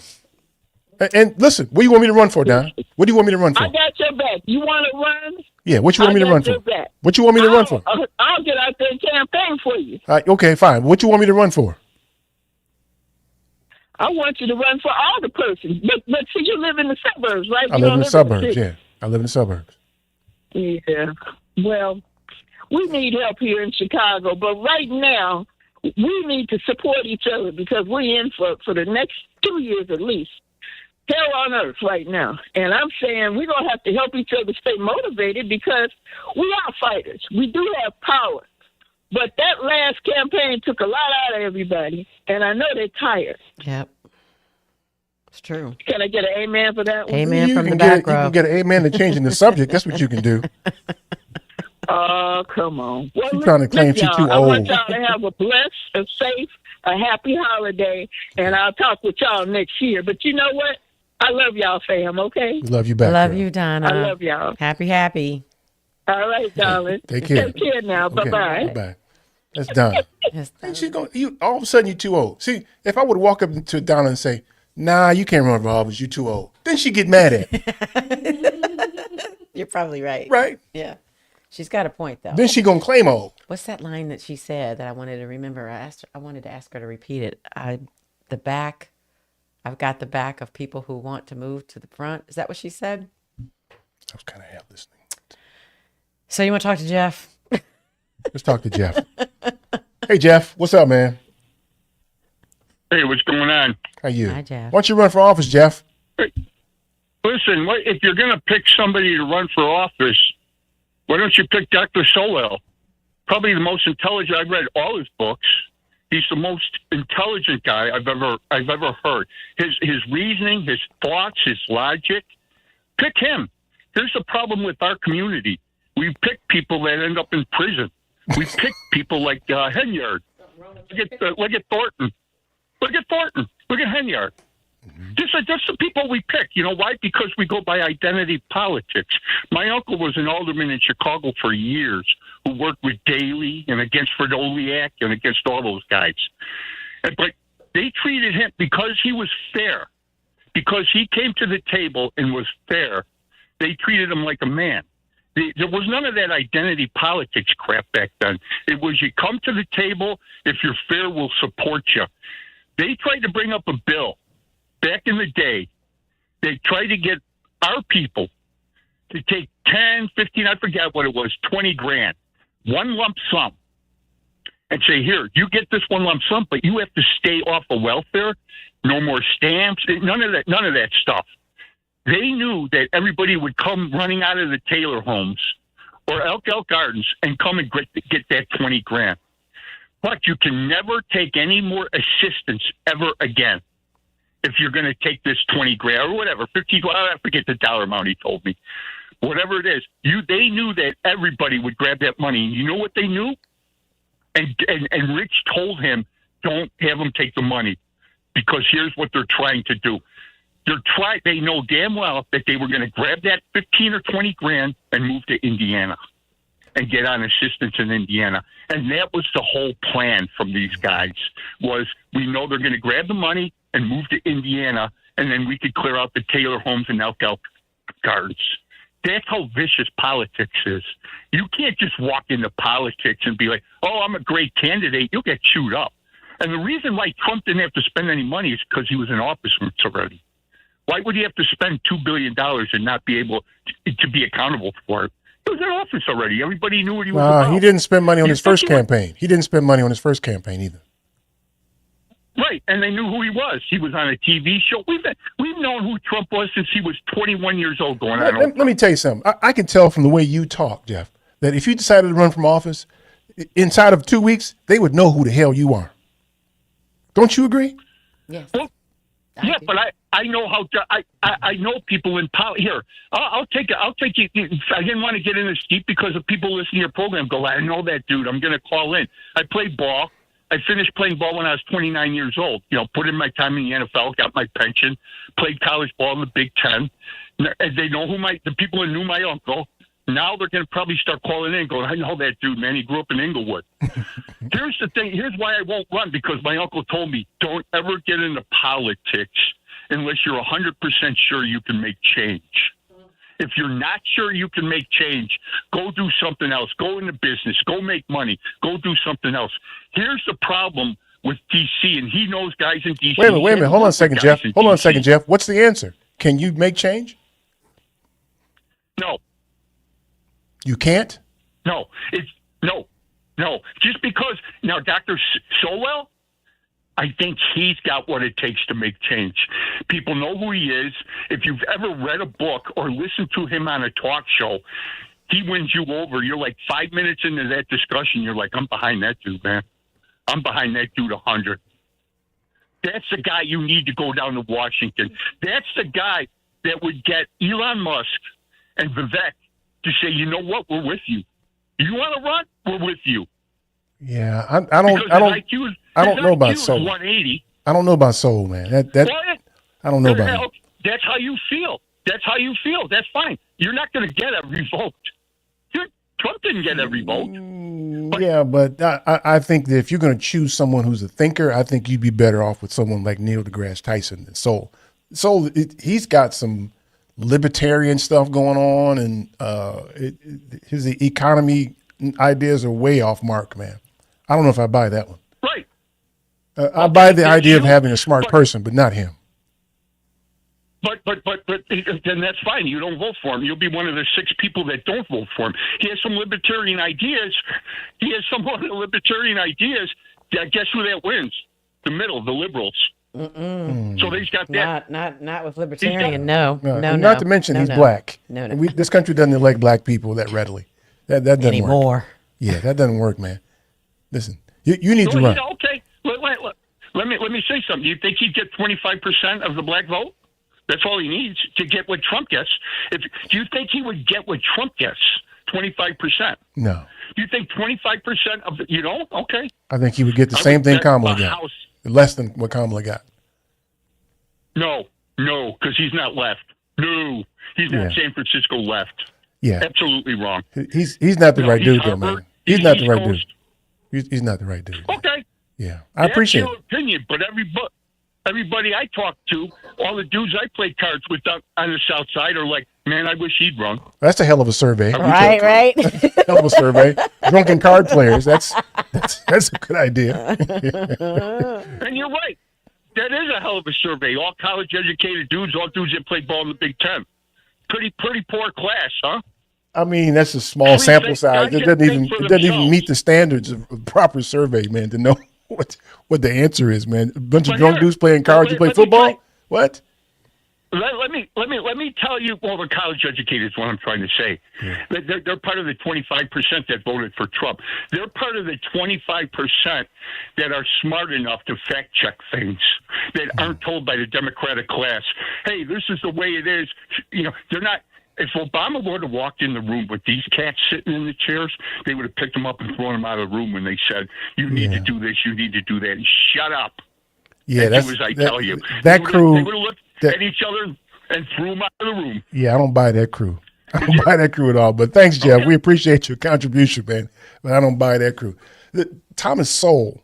I'm looking him up. House Negro. This was, did you say that? Did you read that? Huh? Somebody in our chat called him that. Oh, Michael and I thinking the same thing. So yeah, House Negro.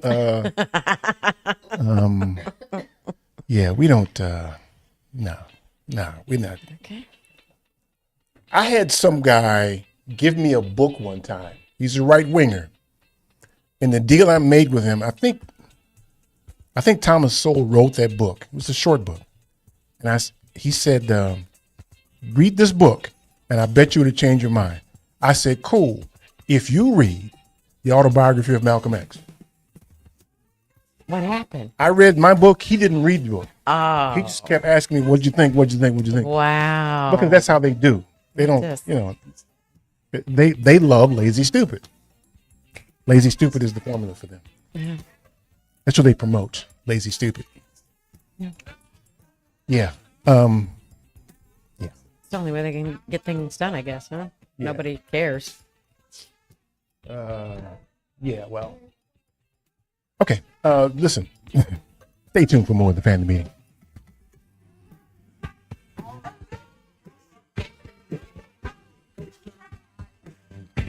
Hi, I'm Aiden Taylor of A.L. Taylor and Associates. Keep listening to the Family Meeting. A 2016 study estimated that 13.1 million Americans were victims of identity theft last year. Fight back against your identity being stolen by signing up for Identity Guard. Identity Guard monitors your credit and identity information with alerts that can help you respond quickly if certain changes indicating fraudulent activity are detected, as well as help protect your computer from viruses, keylogging, and other serious threats. Plus, with Identity Guard's dynamic credit management resources and tools, you will have helpful information as you make better financial and credit decisions. Identity Guard includes $1 million identity theft insurance and lost wallet protection, and more if you ever do become a victim. Protect your ID for as little as $6 per month. Yes, that's only $6 per month by visiting lookaftermyid.com. That's lookaftermyid.com to securely sign up for Identity Guard today. A single K plan is a 401k plan designed especially for business owners and immediate family, regardless if they are incorporated or not. Single Ks offer both employer and employee contributions and in many cases have no setup fee or annual plan administrative charges. Single Ks are simple to administer with no government reporting required. Most importantly, this plan allows employees to access their savings via hardship withdrawals or loans. Visit our website at polarisadvice.com or call us about your business or organization's retirement plan at 312-951-2606 or email us at polarisadvice.com. That's 312-951-2606 or email us at polarisadvice.com. Polaris provides empowering advice for everyone. Securities offered through Lion Street Financial LLC, member FINRA, and SIPC. Investment advisor services offered through Lion Street Advisors LLC, registered investment advisors. Polaris Wealth Management and Lion Street Financial are not affiliated. Polaris is introducing a way for you to get empowering financial advice, save, and plan. If you are like a lot of people, you'd like to work with a financial planner, but don't know if you earn or have enough to invest. Save and Plan will allow us to work with nearly anyone from young professionals to retirees looking to travel the world. Save and Plan is simple. Just sign up to save on a systematic monthly basis directly from your account and gain access to a planner and our planning services. Once you sign up, Polaris gives you a customized financial plan, a real person to speak with, and information to help you make good financial decisions. Your dedicated planner is just an email or phone call away. Save and Plan offers empowering advice for everyone. Visit us at polarisadvice.com. Call us today at 312-951-2606 or email us at polarisadvice.com. That's 312-951-2606 or email us at polarisadvice.com. Save and Plan, empowering advice for everyone. Securities, insurance, and advisory services offered through FSC Securities Corporation. Member FINRA, SIPC. Insurance services offered through Polaris Insurance Agency, Inc., which is not affiliated with FSC Securities Corporation. Not supposed to do it. If I want to talk about my age, I can talk about my age. You do not get to. This is Karen Fleshman, founder of Racy Conversations, www.racyconversations.com, and welcome back to the family meeting.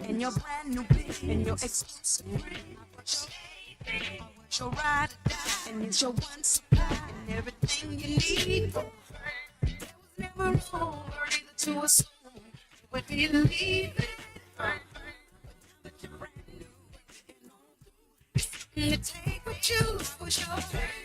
went to the Chicago Urban League dinner one year. This is the one year that we didn't go together. Angie Stone performed. You remember that year I went? Oh, wow. Angie Stone performed. Yeah. Was she amazing? I love Angie Stone. Mm-hmm. I actually got a chance because I used to do business with the Urban League. I got a chance to go backstage and meet her. She ain't but yay tall. Really? I don't think she could see over a table. Stop. She's a little people. Little bitty girl. With plenty of attitude. Plenty of attitude. Good for her. Country as hell, too. Love it. So, little known fact. You remember the group The Sequence? Uh-huh. She's a member of The Sequence. Oh. Gonna rock you right on.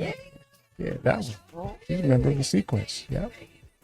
Yeah. It's a good concert, too. Bet it was. We've done it again, right? We've more or less talked about nothing for almost 2 hours now. I think you got it down to a science at this Yeah, point. I think so. We learned very little, accomplished almost nothing. Right? Well, hopefully we brought a smile to a couple of people's faces. We ain't here to entertain nobody. This ain't Look, if they're this ain't no damn happy, circus. if they're happy, we're happy. We want them to be happy. We nothing. Damn that. This ain't no damn circus. Ain't no When comedy I show. was just a listener, you made me happy. It don't take much then. That's true. It don't take much. Yeah, I'm easy peasy. You're a light lift. Yes, true. In that regard. Yeah. Whatever. Listen, I hope. I think that most of the consternation that our society faces now is born out of the microaggressions in our society. The things that the relatively small things that go unaddressed. And I hope, being mad is one thing, but acting on your anger is a whole different thing. And you can be mad and frustrated or tired or the thing that always strikes me is the people who clutch their pearls. I can't believe he said that. I can't believe he did that. Why can't you? Why can't you believe he did that? At this point, if you're surprised, then you haven't been paying attention. Absolutely. And more importantly, what you going to do? You're going to stand there and watch it happen? And people do that in our society. I mean, there are instances where you've seen someone, a woman, be slapped in public, and people just and don't do anything. There are people who've decided to do something and gotten harmed trying to help. That may be an extreme example, but it's those microaggressions, it's those daily things that you see going on that are, I think, the biggest problem because they happen in multiples. In my personal career, there are instances. I've been in my business for 38 years. You can't find a more qualified financial advisor. You can't. You can't find a more talented one. I dare you to find one.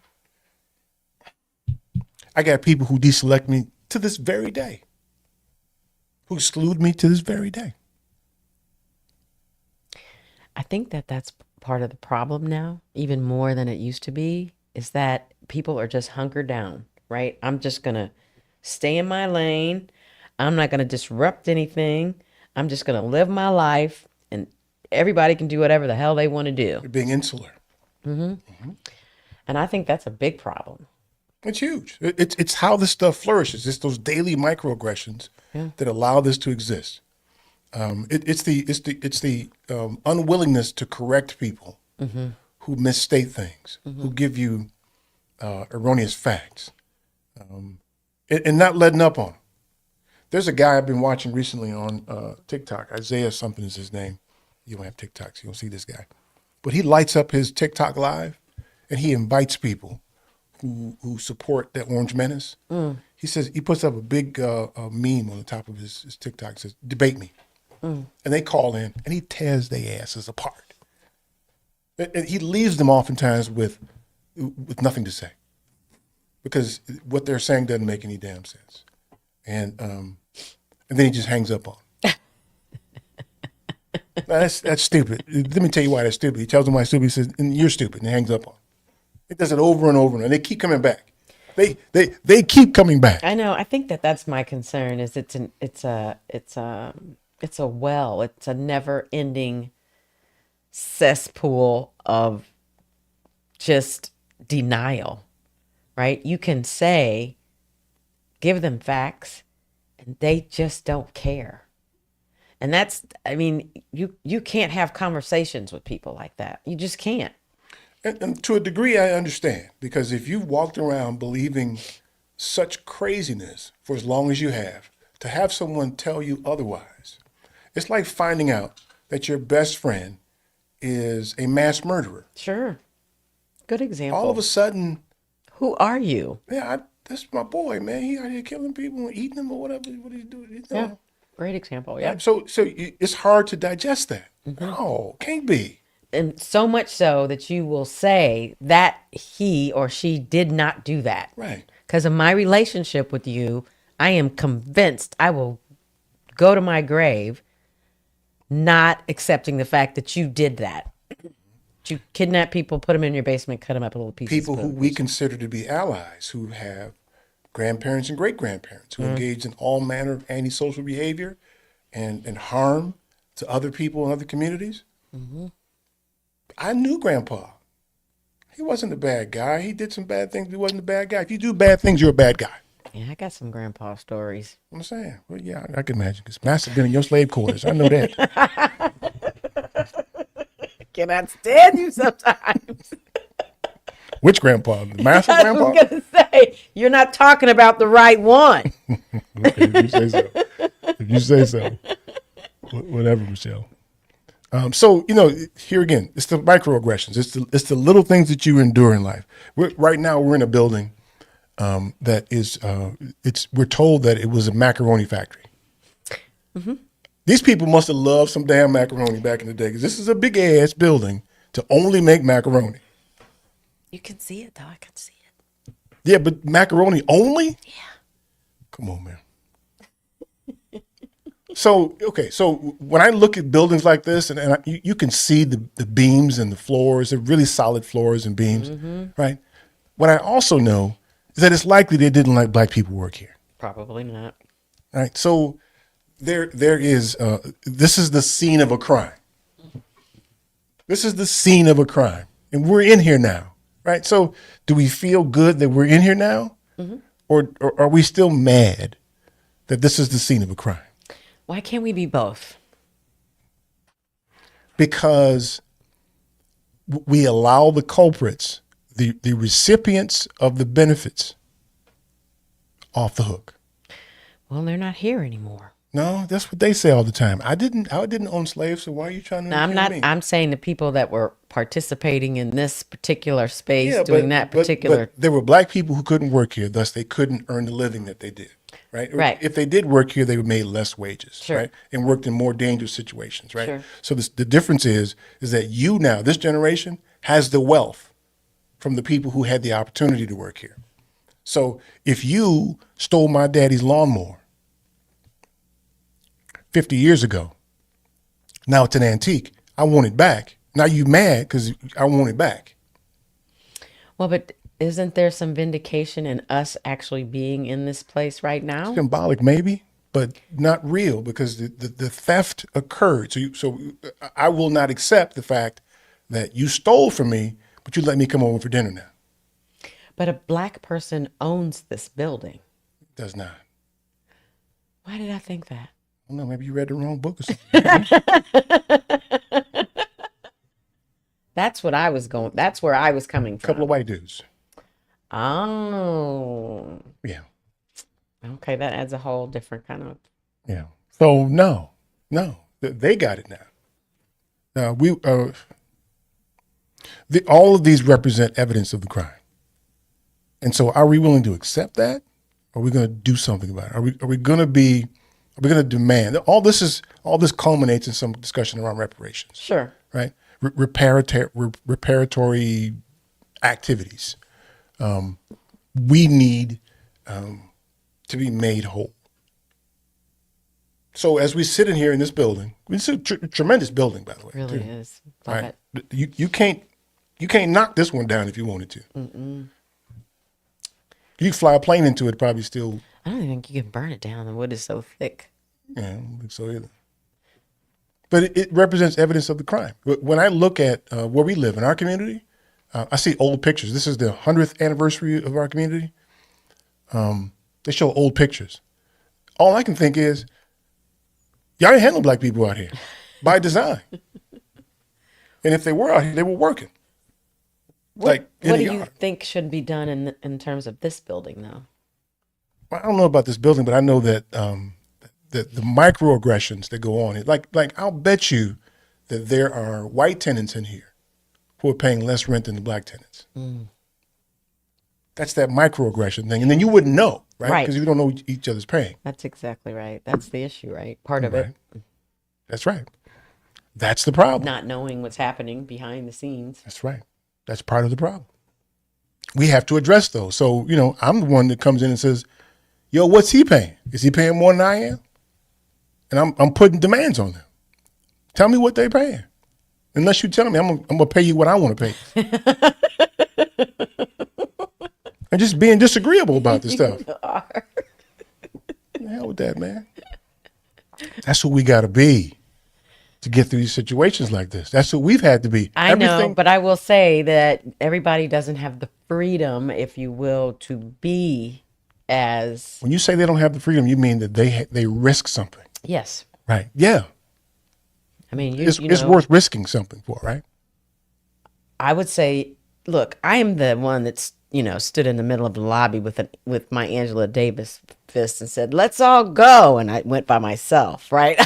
I'm that person. You end up by yourself, right?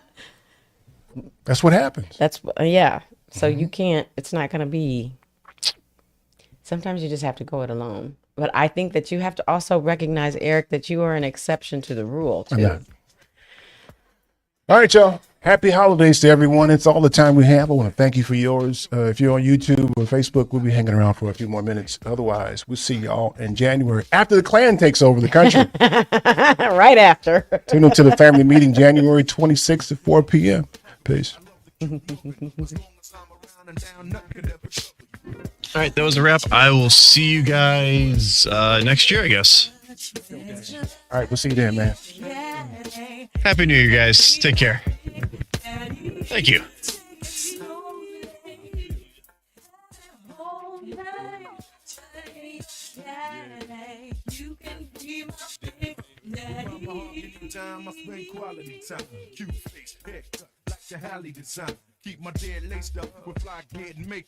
We got to figure out what you're going to do, Michelle.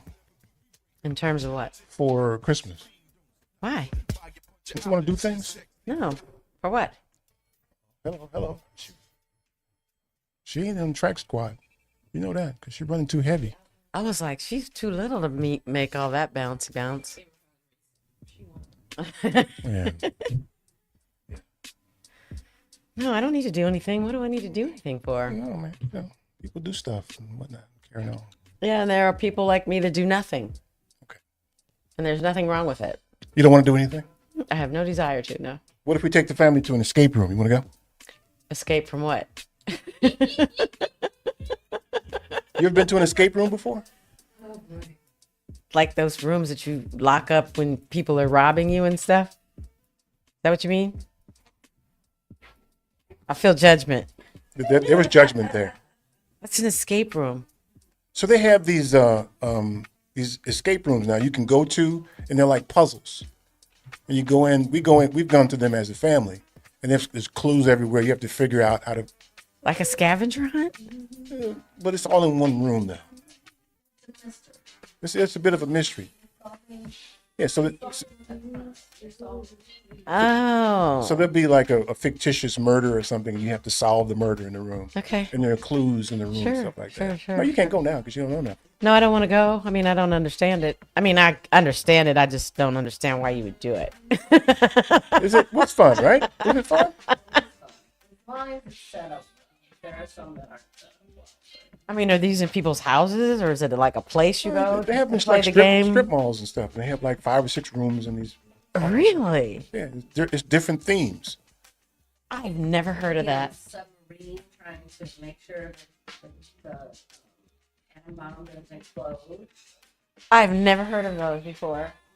What are they called again? Escape room. Escape room? It's a thing, huh? Yeah, they don't actually lock you in the room, by the way. You can get out of the room if you want to, but the point is that you have to figure out the mystery, and it's like usually 2 rooms or 3 rooms. You're moving around and you're digging around and turning things over, looking for clues. It's like the board game Clue. Yeah, more or less. Except it's a real thing. Yeah. If you get stuck, the person outside is watching you. They'll give you a clue, and they give you an hour to get in and get out of there. Yeah, you know, I have test anxiety.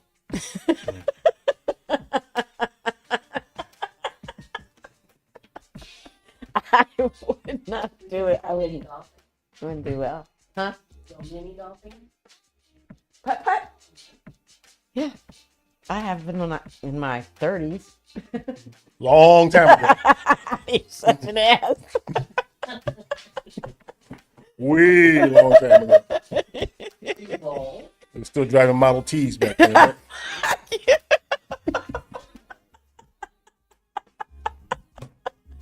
I can cuss now. You ain't got that many more miles on you than I do, so don't be tripping. I'm fine. Why are you guys trying to make me feel like there's something wrong? I am good. I'm fine. I'm not trying to make you feel no kind of way. I mean, I did my share of all that stuff. I have no desire to do it anymore. Yeah, no. You don't actually fall. I'm not doing that. No. You just float. Look, I get kind of motion sickness sometimes if I'm watching TV and it's a roller coaster. Yeah, you need to sit your ass down somewhere. Don't do nothing. Sit your ass down. Do You know how you're looking at the thing like, and then you're moving with it, kind of. I've never had that sensation before. Oh, let me tell you about my hot. Why are we? No hot yoga, because you can't. Now that room you cannot leave. Why not? You can't leave the hot yoga once they close the door. Why not? Because it lets the heat out. I wish a motherfucker would lock me in a room. Straight would lock me in a room. Tell me I can't go nowhere. I tried. Grown ass man. I tried it 3 times just to make sure to make sure I was confident in my dislike. Hand me one of them tissues. They don't want you to leave. Not that you can't leave. You cannot leave. You can leave. The doors, you cannot leave. You're a grown ass person. You go where you want to go. I'm just telling you. Look, I I wish a motherfucker would tell me you can't leave. I follow rules. You are like a bull in a Oh, so china it's- shop. You it's just a go and rule, do okay. whatever the fuck you want to do. But you can leave if you want to. No, you can't. You just would be disruptive, right? You can't. Wish a motherfucker would lock me in a room, man. I'll beat your ass locking me in a room. Have you done it? You haven't done hot yoga? And you're asking me to do it? Oh, I did 3 sessions and they were all awful. Equally. Really? Yeah, you're just in a hot room doing yoga poses, just dripping out of every orifice of your body. You didn't feel good afterwards? I felt terrible. Regular yoga, like regular yoga. If I have to choose, I like Pilates better. Looks refreshing to me. Have at it. Have at it. I want to. I go to my steam room. I love the steam room. Hot yoga, no. What's the difference? I'm not moving, and I'm not around other smelly people. And our liquids aren't touching each other on the floor. So mixing liquids is the problem? Shut up, Eric. Talk about something else. Mixing liquids is the problem for you, Michelle? Oh, Lord. Depends on what the liquids are. That's nasty. Are you giving me these cookies? You're here. They're cookies. I'm taking these home.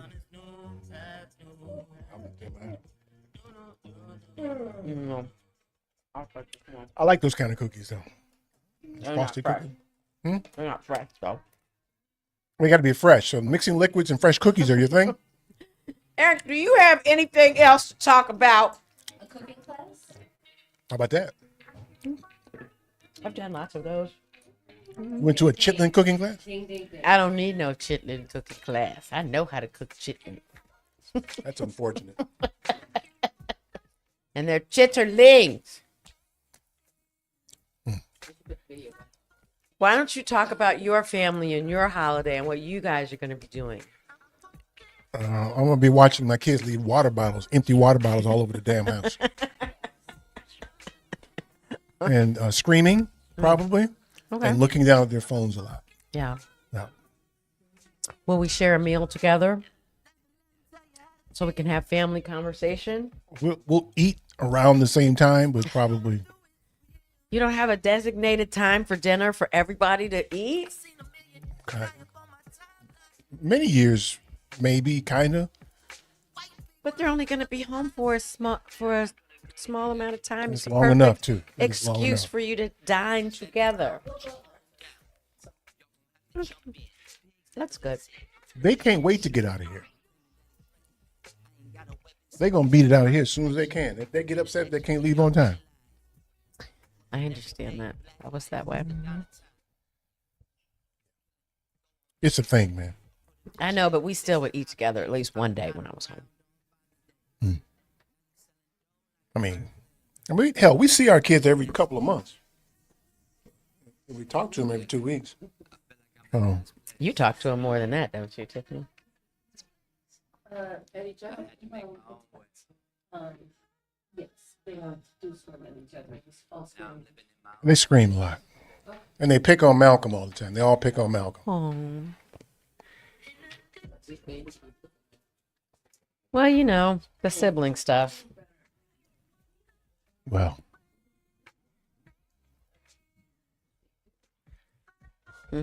Yeah, whatever. They play this game that they like playing. What's that game with the dice? I don't. What? There's a whole bunch of math and stuff. Farkle? No, No. you ain't missing it. Farkle. It's just a whole lot of screaming and math. That's all it is. Oh, well, I can't play that. No math. Yeah, Monopoly's cool. I could do Monopoly. Now, even then, it's gonna be. Y'all don't do no spades? No.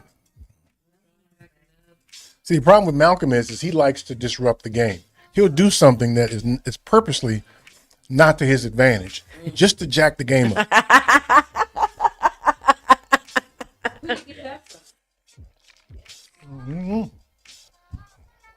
I ain't never did that. I play to win. Malcolm don't care.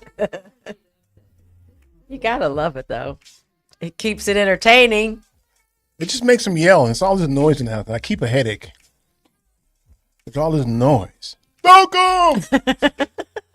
Why'd you do that? I would think that you guys would love that. Yeah, it's like family music. I usually just try to get away from the noise. No, you should just kind of wallow in it and absorb it. How about I come down to your place and you go where I am and you wallow in it? Look, I'm loud by nature. You fit right in. You haven't figured that out. Malcolm needs a light-skinned ally too. So shut up.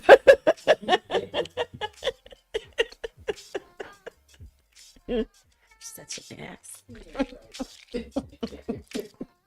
That's right. I do have an ass, right?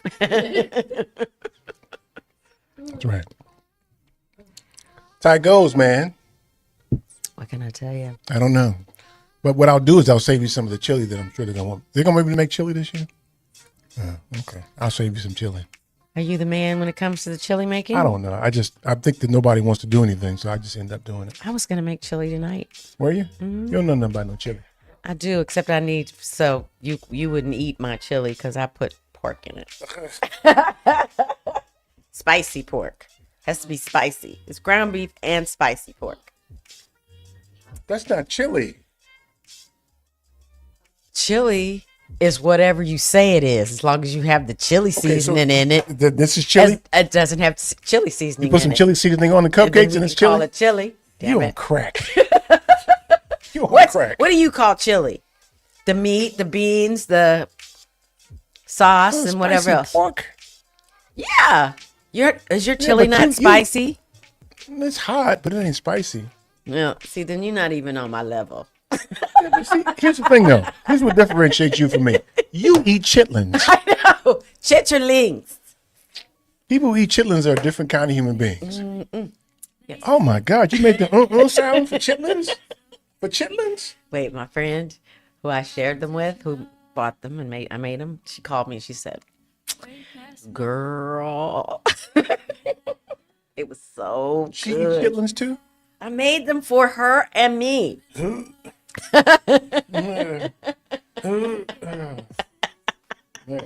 Please. Well, why do you keep wanting to talk about it? I feel like I need to save you. I only do it twice a year. Thanksgiving and New Year's. Then I'm done for the I feel year. like I need to save you or something. I don't need to be saved. It's a wonderful thing. Chitlins, man. Makes me think of my family. Okay, there's a fond memory associated with eating hog guts? I told you I would go to bed with my father standing by the sink cleaning them, and I would wake up because they got boo-boo in them. and That's I why you would- better clean them and up. I would wake up with him still standing there. Took hours. To get all that boo-boo out. Right. Right. Kazooka. Right. And I'd sit in the kitchen with him while he was doing it. We talk. We play music. Them little funky ass chitlins, y'all sitting in the room? I told you we used to have raccoon in the sink, rabbit in the sink, all that stuff. Y'all some like the Beverly Hillbillies. Stuff, right? Did y'all have a cement pond too? Damn. Judgy McJudgerson. Oh, that's just so awful, man. Because I've been in the room at least one time with chitlins. I'll leave. I mean, I get it. I do. You do. I get it. Yet you still eat them. I love them. Oh my God. They fry them. Fry the hog guts? Couldn't make out the texture. They fry them. Yep. Basically, chitlins. Spanish people eat them. But it actually wasn't that. It was the thought. It didn't. Right. It wasn't nasty. There are many cultures that eat them besides. That's unfortunate for them. Mm-mm. Okay. There won't be no chitlins in my house. They have they're That either. They're chitterlings. Chitterlings. That's how they're spelled. That's not nothing you can write about that. Black folks, they never hit the G in chitlins before. They never hit it before. You know, whatever. I can't think of a black person on earth that hit the G on chitlins. I ain't met all the black people on earth. I'm just saying. I don't know what to tell you. You know, I'm okay with Michelle, so I'm okay with it. It's a problem that you have. I don't have it. Yeah, it's kidney bone disease. Mm-mm. Jeez. Okay.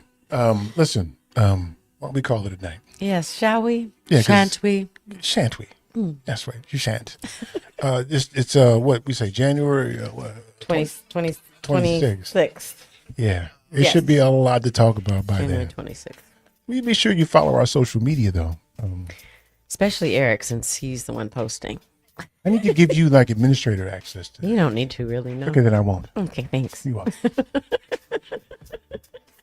I have enough keeping up with my own shit. Chitlins, right?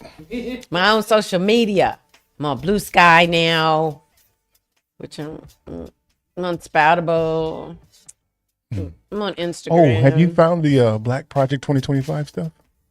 I can't find it anymore. I found it on Instagram. Is she still out there? Are they still doing Yeah, it? they moved over to.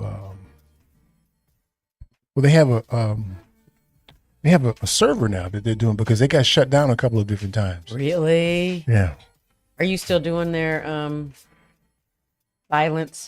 fiscal violence? Fiscal violence, yeah, the fiscal violence chat. Yeah. When do you do it? How often? I've been busy these days. So You know why don't you talk about that on the air? Because it's for us. It ain't for everybody else. I know, but this show is for us too, and everybody else listens. That's why they got shut down a few times because other people listen. Like you literally, like my chat disappeared at one point on Facebook. It disappeared, and nobody knew why. Because we were talking turkey on that thing. We were talking about the points we were delivering fiscal violence to people who support white supremacy.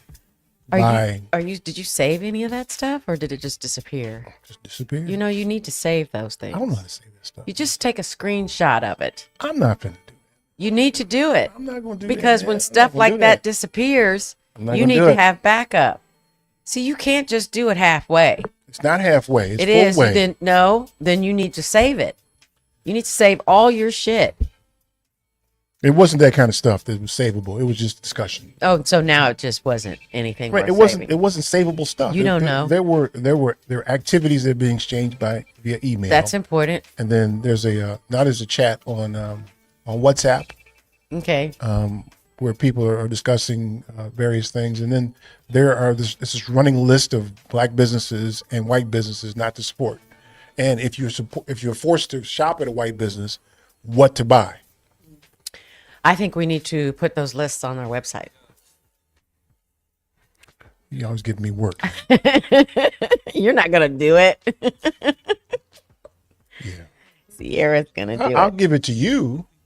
We'll give it to Sierra. Let's give it to Sierra. She'll do it. Yes. You had to stay on her though. Because she ain't but that big too. So. Is she little? Yeah. Oh. How tall is her fiance? How what now? How tall is their fiance? I don't know.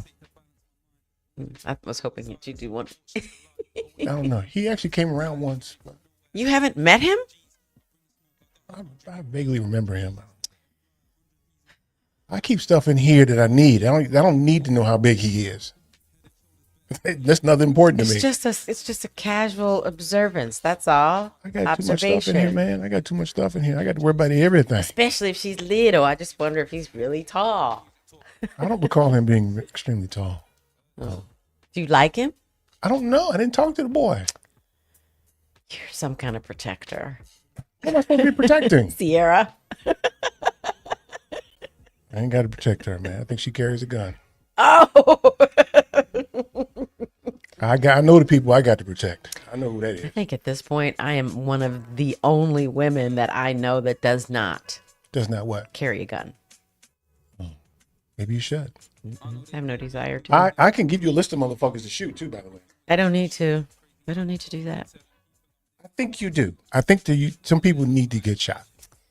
Just give them one. Take this with you. No. You mean not shot by you or not shot at all? Not shot by me.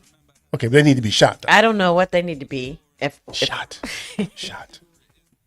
If harm needs to come to them because of something they've done to me, I can handle it. Because you're scrappy. Scrappy. All right, y'all. We'll see y'all in January. Bye. Peace.